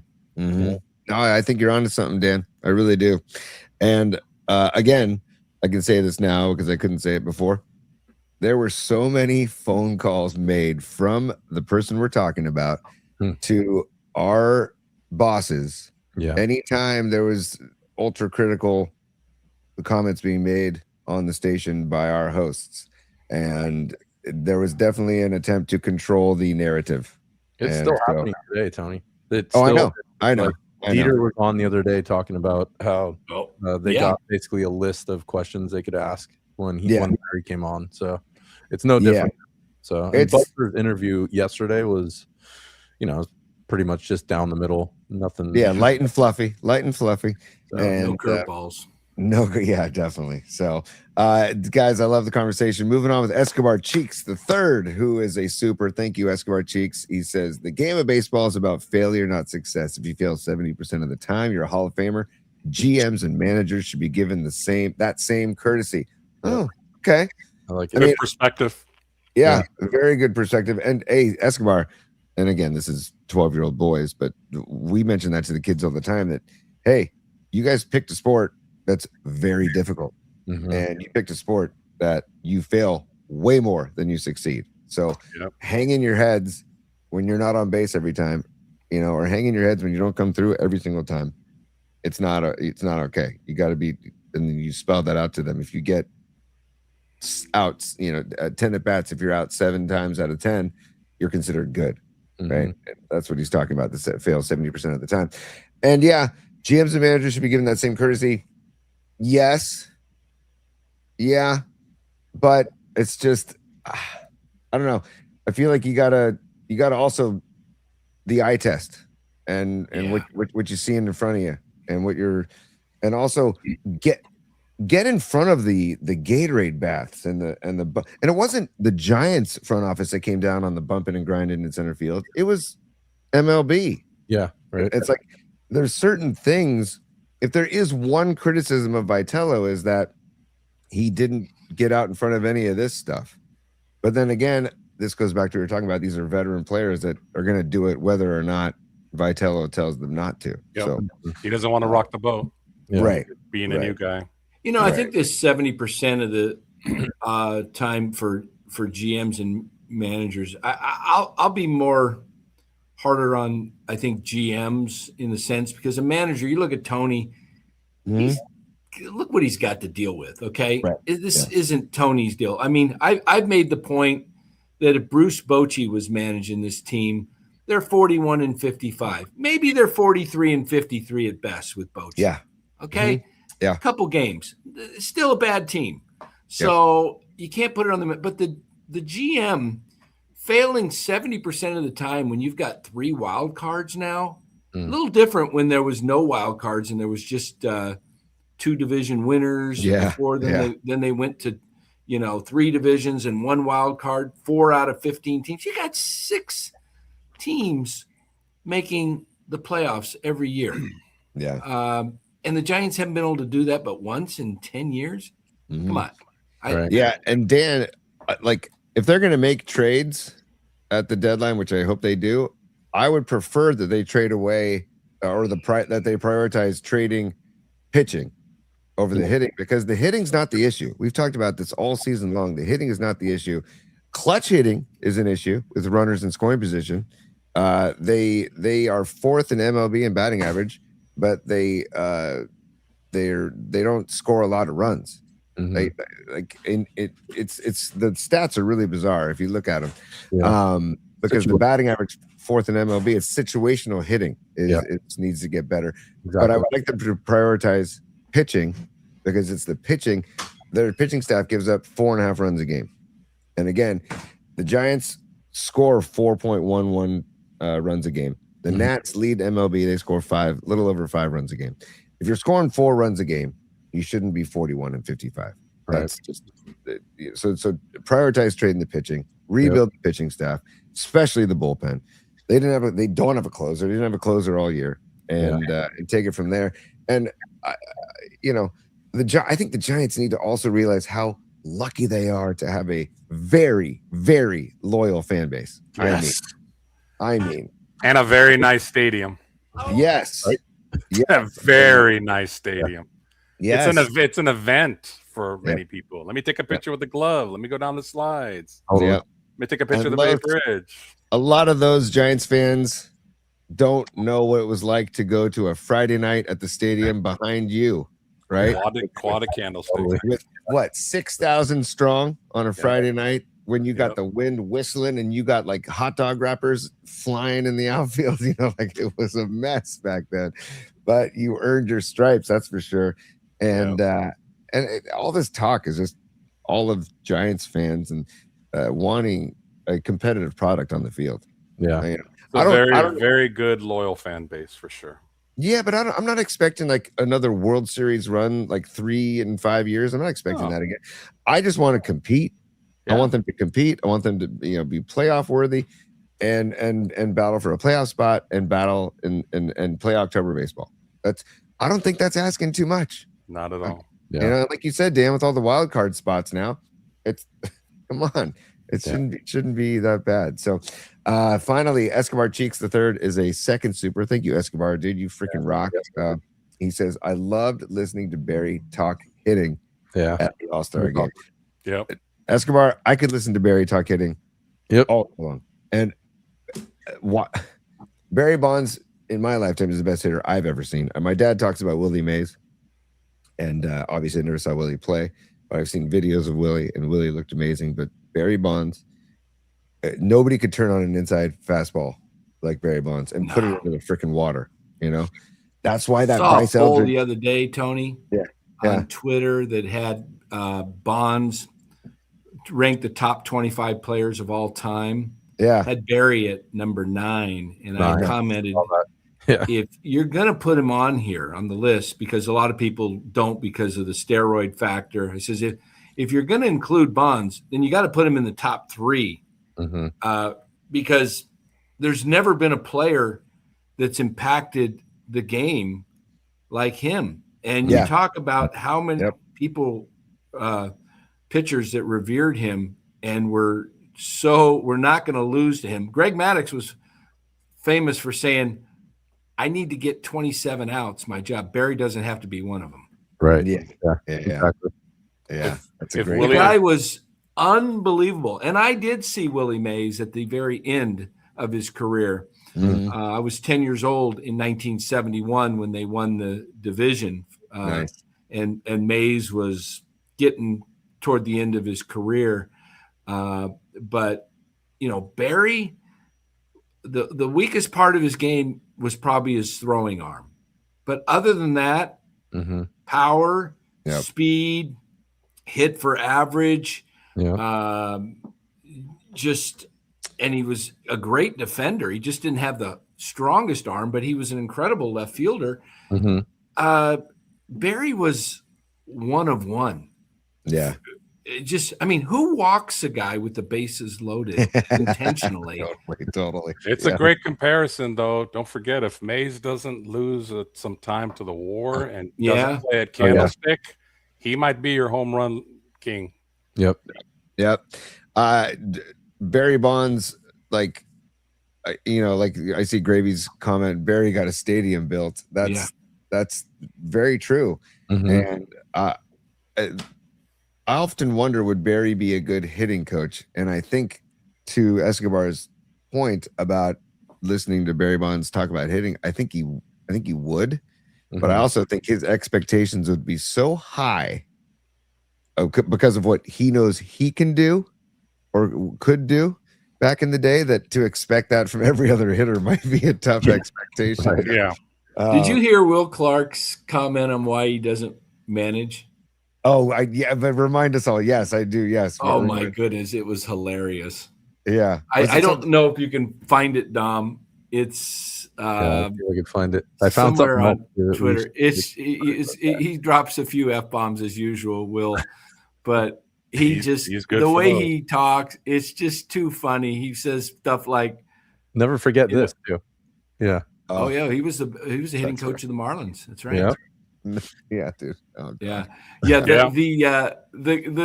He's just talking to Burns about why he doesn't manage, and he said, I would be all over these guys. And they say, well, you're effing hitting 220. You're going to the minors. Yeah. Yeah. And he's right. I mean, I freaking love Will Clark. And I love when Will gets talking about get rid of the exit velocity and the launch angle. And can we go back to how the game was created? Get on base, get over, score. Yep. I don't care how you get on base. I try to teach that to the kids I coach. I don't care how you get on base.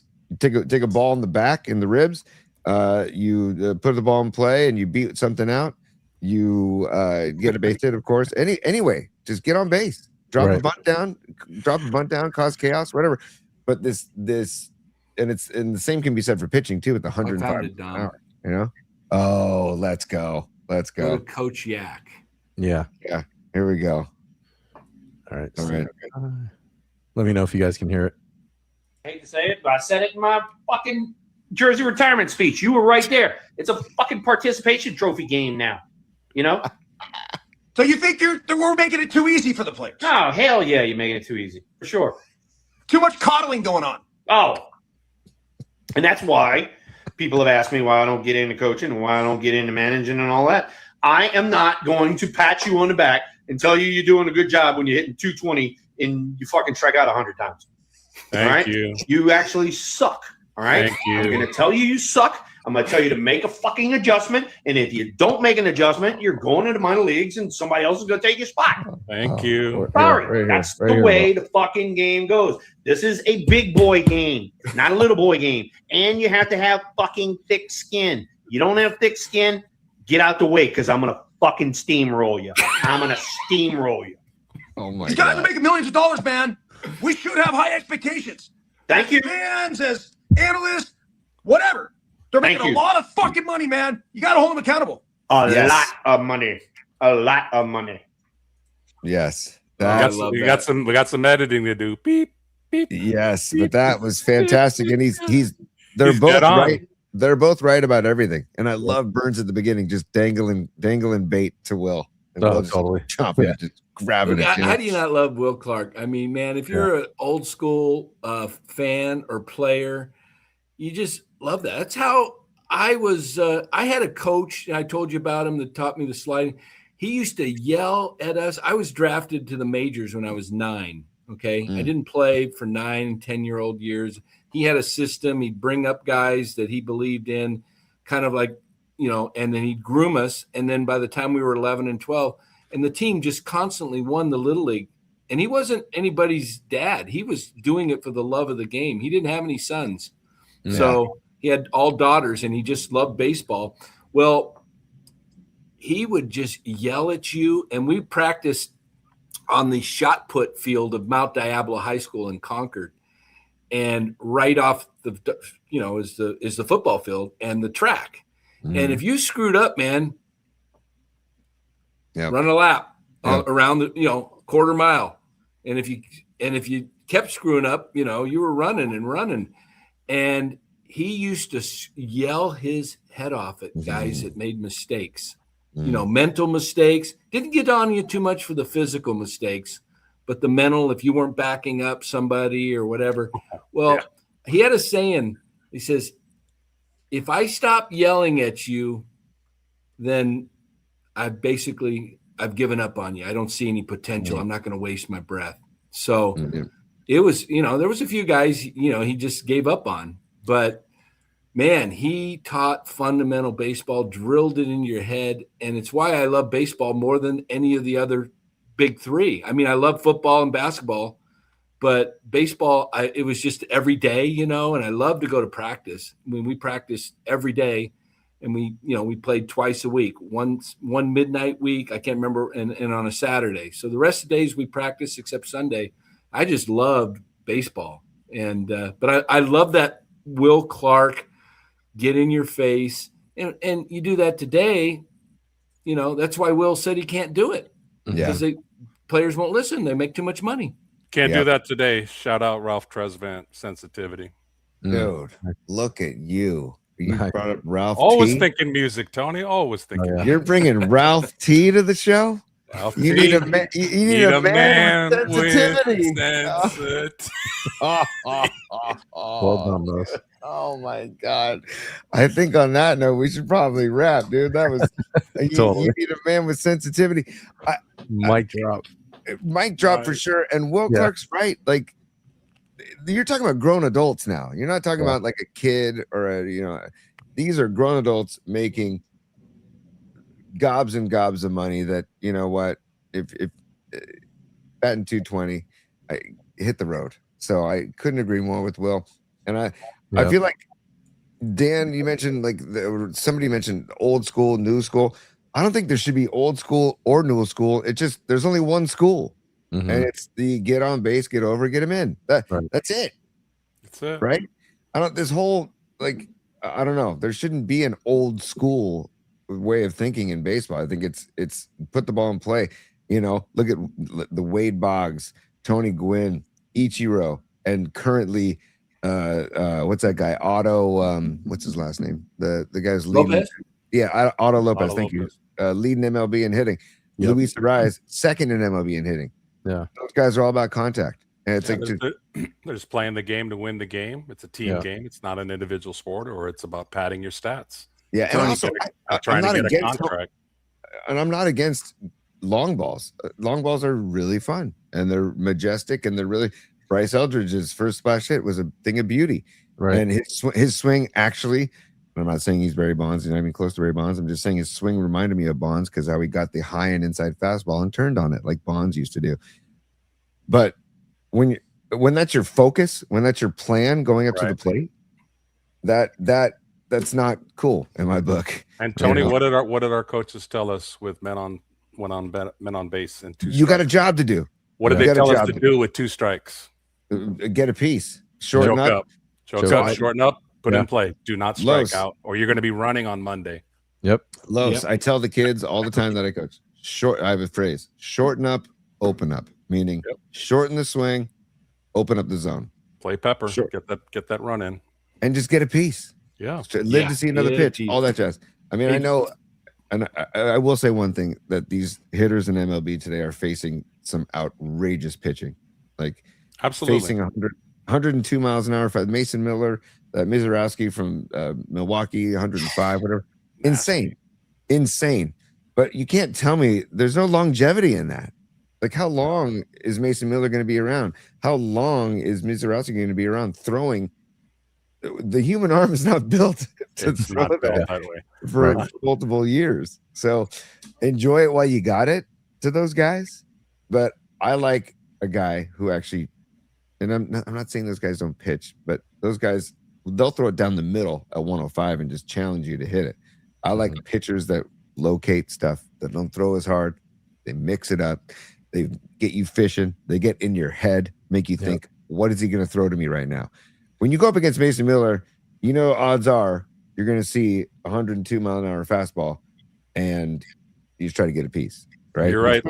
The human arm is not meant to throw that hard for that long unless bionics are in play in 2026. Shout out Colonel Steve Austin. It's not going to happen. Listen to you, Lois. You've caught fire here at the end of the show, but my friend, hey, Tony, I'm a closer. That's why Dan needs to understand that in fantasy baseball. Come on, man, come on. You know this from history, buddy. Yeah, I almost caught you last year, but you're not catching me this year. Hey, Go to Tony's Horseshoes event. Yeah.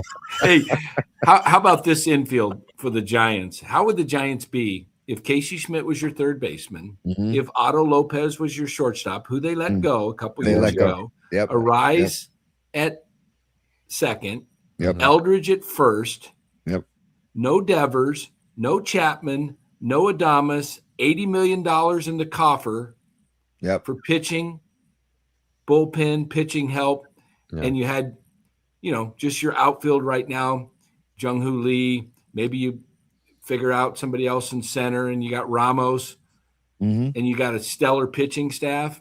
I think the team's a lot more money for pitching. Yep, for sure. And that ballpark is not a home run hitter ballpark unless you're Barry Bonds. It's just not.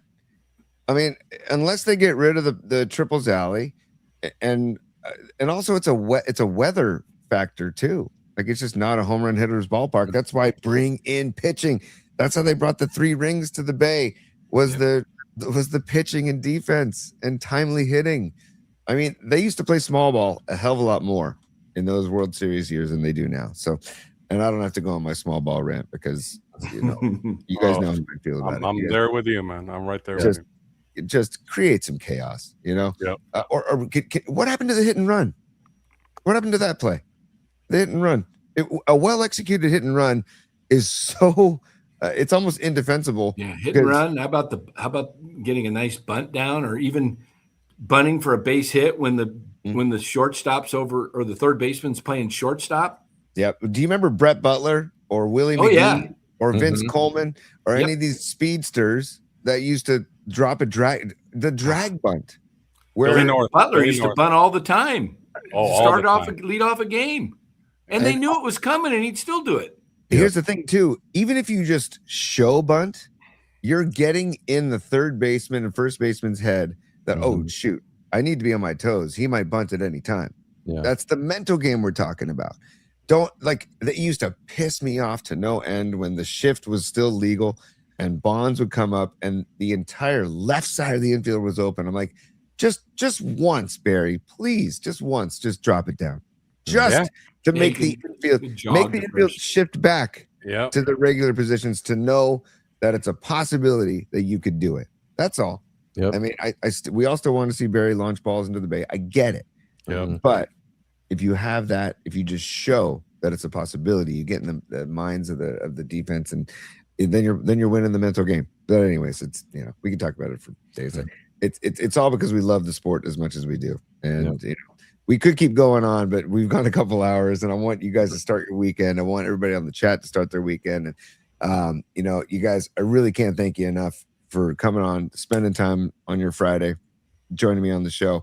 Paulie on vacation, and I love this conversation. And I really, just so you know, everybody, I told Los and Dan, I said, hey guys, let's go for like an hour, and we can wrap after an hour. And here we are, 2 hours into it, and we can still keep going. We'll discuss overtime pay when we get off the air. Yeah. Hey, speaking of an hour, it's always fun. Baseball. I like the changes, especially because I'm watching the games on TV, baseball. But when I go to a ball game, I don't want a 2 hour and 20-minute game. I want to be there for 3 hours. I get settled in, and we get to talking ball. We plan an hour. We go just over 2 hours today, but we've been having fun talking baseball. Well, this is what we do at a ball game. We're sitting there talking and having a drink and just enjoying each other and watching the game, talking about the game, see what's coming up. And it's not like football game where you're intense for each, play, and then, or basketball or hockey where it's up and down. You enjoy just being around everybody at the ballpark. Oh, I want a double header. Old school. The old time double headers, 25 minutes apart. Lows. Yeah. One of my best games was Astros Giants for first place, and it was a double header on a Sunday. Oh yeah. Nice. What was great, Lowe's, is the old candlestick double hitters, and you against the Dodgers, and after game one, you watch them walk all the way down the right field line, and you're yelling at them, and then they come back out 15, 20 minutes later. Yep. Good times, man. Well, now the short attention spans of the youth of today. It's too long. It's too long. Yeah. It's too slow. It's too slow. It's not fast enough for me. It's not at the pace I want. Whatever. Oh man, those are the days. Candlestick was. I loved the can. If you gave me a choice right now of going back to a doubleheader at Candlestick, a full doubleheader with 25 minutes in between, or just going to one of today's games at Oracle, I'm choosing the Stick, man. I loved that place. It was home. Obviously Oracle's a beautiful park and there's maybe none better, and it's a great place to watch a game, but the memories of Candlestick were just so fun, and going up those escalators, sitting on that thing and going up to the next level, and oh man, just the escalator, the escalator breaking down most Sundays for Niner games. Escalator, breaking down, the narrow concourses, just like squeezing between people. But at the Giants games, you didn't have to worry about the narrow concourses for most of the games, except for the weekend games or when the Dodgers were in town. But I was at games with less than 1,000 people. That's just so crazy. That's just nuts to think about. And we also had the quad of Candlestick too. If you ever survived an extra inning game, you get that quad of Candlestick. And anytime I see a hat with those decorated on somebody's hat, I will walk up to them and give them a high five and just be like, well done. Way to represent the stick era, the Candlestick era. So, hey guys, thanks. Look at it here. Nice. There you go. Yeah. Bring those back too. Bring those back too while you're at it. Or bring Dan's paper bag to the ballpark too while you're at it. Until things shift, right? So again, in review, the first half of the season, we had 311's Beautiful Disaster, AC/DC Highway to Hell, Dire Straits Money for Nothing, and Run BPZ Hard Times. Don, do you have the artwork? Do you have the artwork? Can you throw up the artwork again for Run BPZ Hard Times? Yes. And then songs that represent the second half, the upcoming second half of the season. What a Fool Believes. Sorry, man, that makes me laugh. What a Fool Believes. That's why I did it, for a laugh. Yes, you got me, Los. You got me. They're still in it, Los. I know. Oh, look at that. God, the fact that expression you got of Posey is perfect. Perfect. Solid goal right out of the dugout. So Run BPZ. You got The Kids Are All Right. Okay, then we've got Turn, Turn, Turn, and we've got Rearview Mirror by Pearl Jam. So those are the songs. They'll go up on the playlist. I'll put them up. I have to do a lot of editing to the Apple playlist, but on the Spotify playlist, I'll text these to Paulie, and he can put them on the Spotify playlist as well. Don't forget, the audio versions of our show are available on Spotify and Apple Podcasts, and you can check out our show at Polymax Particles on YouTube. Also, check out Dan Coach Emilio's show at NorCal Sports NW. Check him out after. Dan, are you still going to do post-game Giants for the second half? Unfortunately, I will be doing the shows, and I'll be on tonight. I expect to have the bag over my head tonight. Awesome. Make sure you put that on when I pass you in the standings. Yeah. Cal Raleigh is going to get hot here, and I got him in both fantasy leagues, and he's going to get hot, Lowe's. Good. I like that kid, and I'm getting Aaron Judge back, buddy. Not till September, buddy. I saw it in the chat earlier. Somebody said September 1st. I love it. And by the way, you guys, both of you, great use of the word buddy. Total condescending, total trash talk. You don't say it with love. You're saying it to talk trash. Right. It's like when you call somebody pal. Pal and buddy are I'm a pal guy in my Texas. Good luck, Chief. For sure. Yeah, the name of my league that I'm running is this is the name of it right here. See if you can see it. I don't think you can read it there. Buster's Boys at the very top. Oh, Smack Talk, Smack Talk Points League. Nice. Yeah, NCSN Smack Talk. So that's awesome. that's why we talk smack, Los and I. But, it's all fun, and this whole show was fun. And again, anybody that's like, I don't know, up in arms about us being negative or being hypercritical, it's because we love Giants baseball, and we love baseball, and we're all fans, and we want to see. Right. We want the fans deserve a competitive team on the field. The fans deserve. How old's your daughter? 11. All right. 10 years from now, maybe a little longer, 15 years, some guy's going to come into her life that's going to want to maybe marry her. And if he's just a total dud or a jerk or a loser, and you don't like the guy, you're going to tell your daughter, you're going to step in and say, this isn't the right guy for you.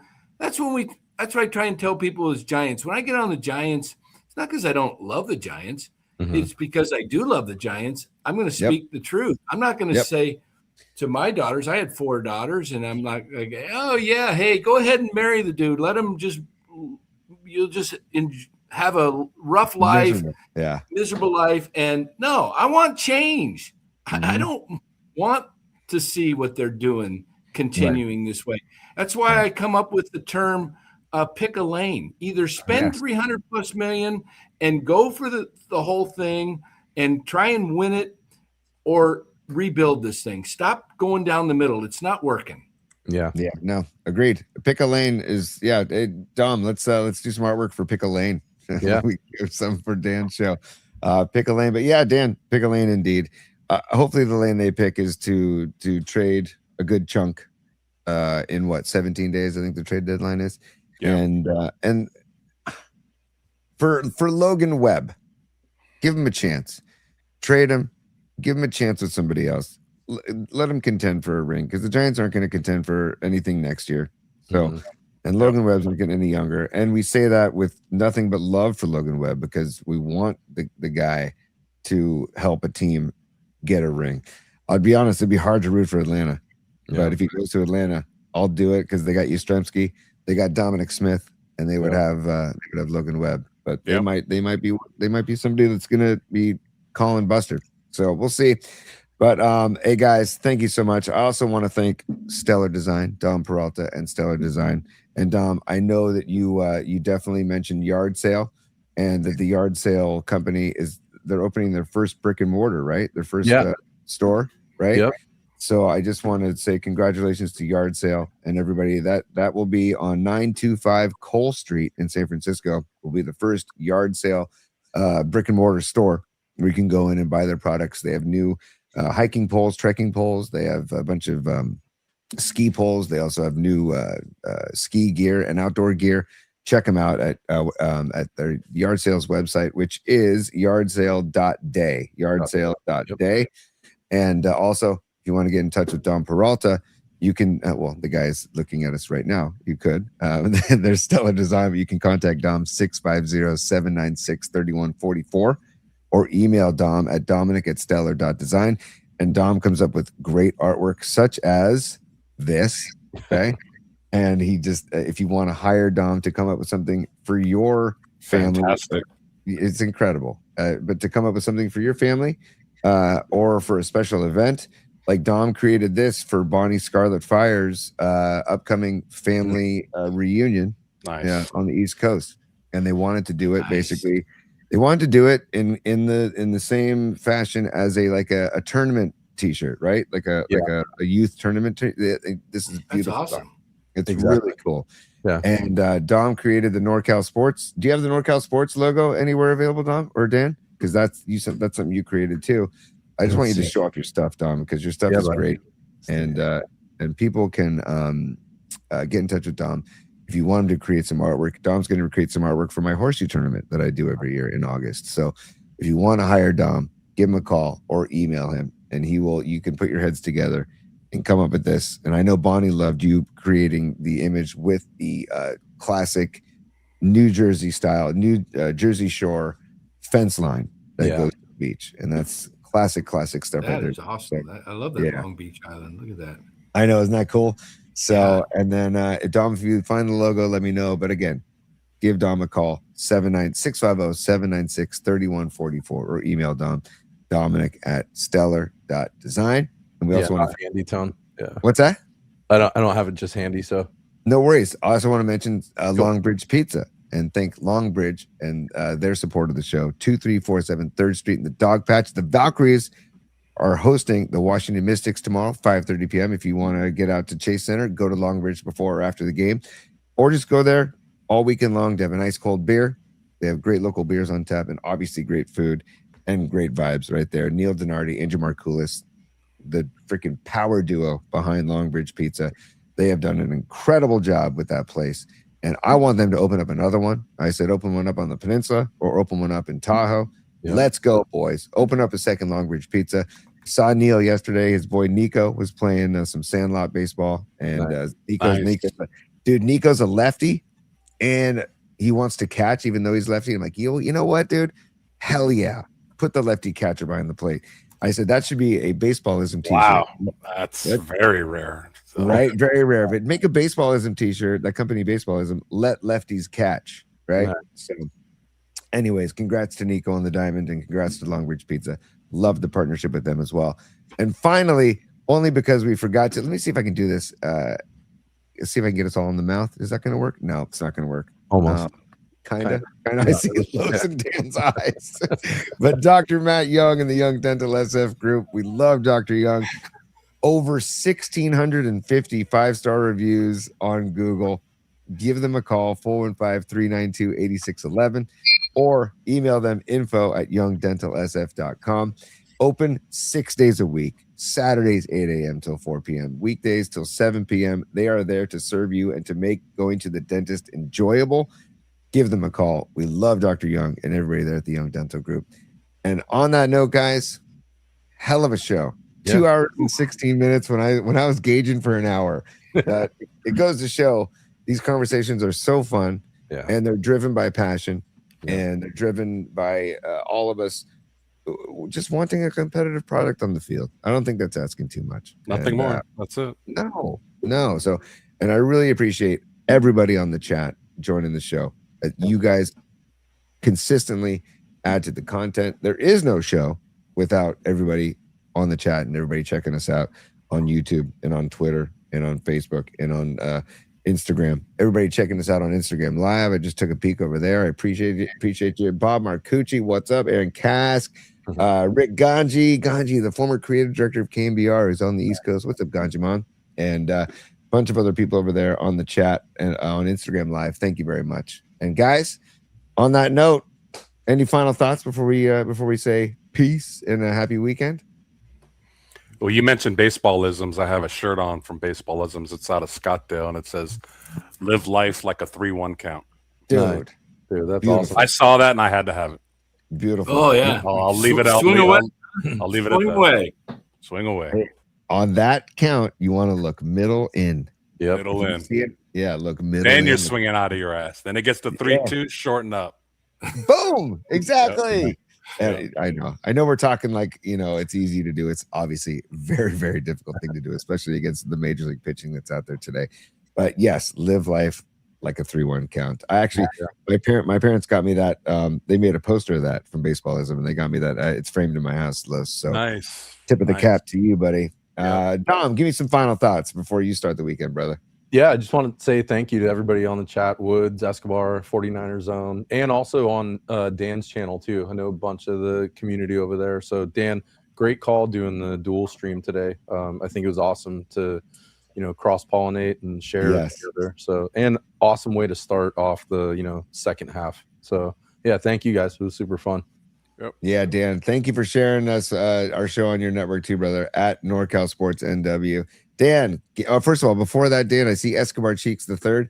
He says he's got an appointment with Dr. Young tomorrow morning at 8 a.m. Nice. Escobar, report back next week when Paulie's doing the show. I'll be gone, but report back. Paulie's going to want to report back and pick some good music. Maybe you do Ralph Tresvant's Sensitivity, Escobar, when you sit down. Or you know what? Maybe you could just sit down and be like, you know what, Doc? Just put on the PMP 26 playlist. Yeah. Okay? Just go to Spotify and put on the PMP 26 playlist.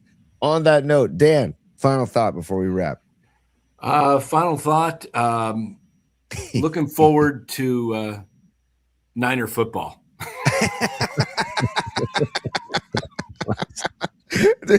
Well done. Wow, great line. Finally, did you guys see that Brandon Ayuk got a Washington Commanders tattoo? Oh, that's cool. Did you see that? He did. I missed He that got the logo put on his arm. It's Wow. like That's hilarious. The guy, he's not going there. They're No. not going to take him. Adam No. Peters, Bob Myers. Sorry, they're not dealing with Brandon Ayuk. right. And also, I did see Dom. Thank you for sending this on text earlier today. That the NBA is not going to announce the 2026-27 schedule until LeBron decides where he's going. How about that? How about that? Whatever. Stop. Just stop. Like LeBron, stop, please. Yeah. Like we can't even plan our freaking show. We just want to do a Warriors opening night party. Can't plan it thanks to LeBron. So I'm gonna puke in my mouth, and I'll probably have to like to swallow it back or spit it out or something if LeBron becomes a Warrior, because it's gonna really. I might take the season off from the NBA. Seriously, I might have to do that. I can't do it. And then also, finally, guys, let's go Spain. Yes. Oh yeah, go Spain. Yes. I can't. Sorry, no. Argentina fans. Sorry, Argentina. You had your time in 2022. You're fine. And also, I'm just still mad that Italy didn't qualify. So, Italy, get your shit together. Qualify for 2030. Let's take down Messi. Let's take down the refs. Go Spain. For the global Madridista who joined us yesterday. Miggy. Go Spain. All right, guys. On that note, Business hours are over, baby. It's business. It's business time.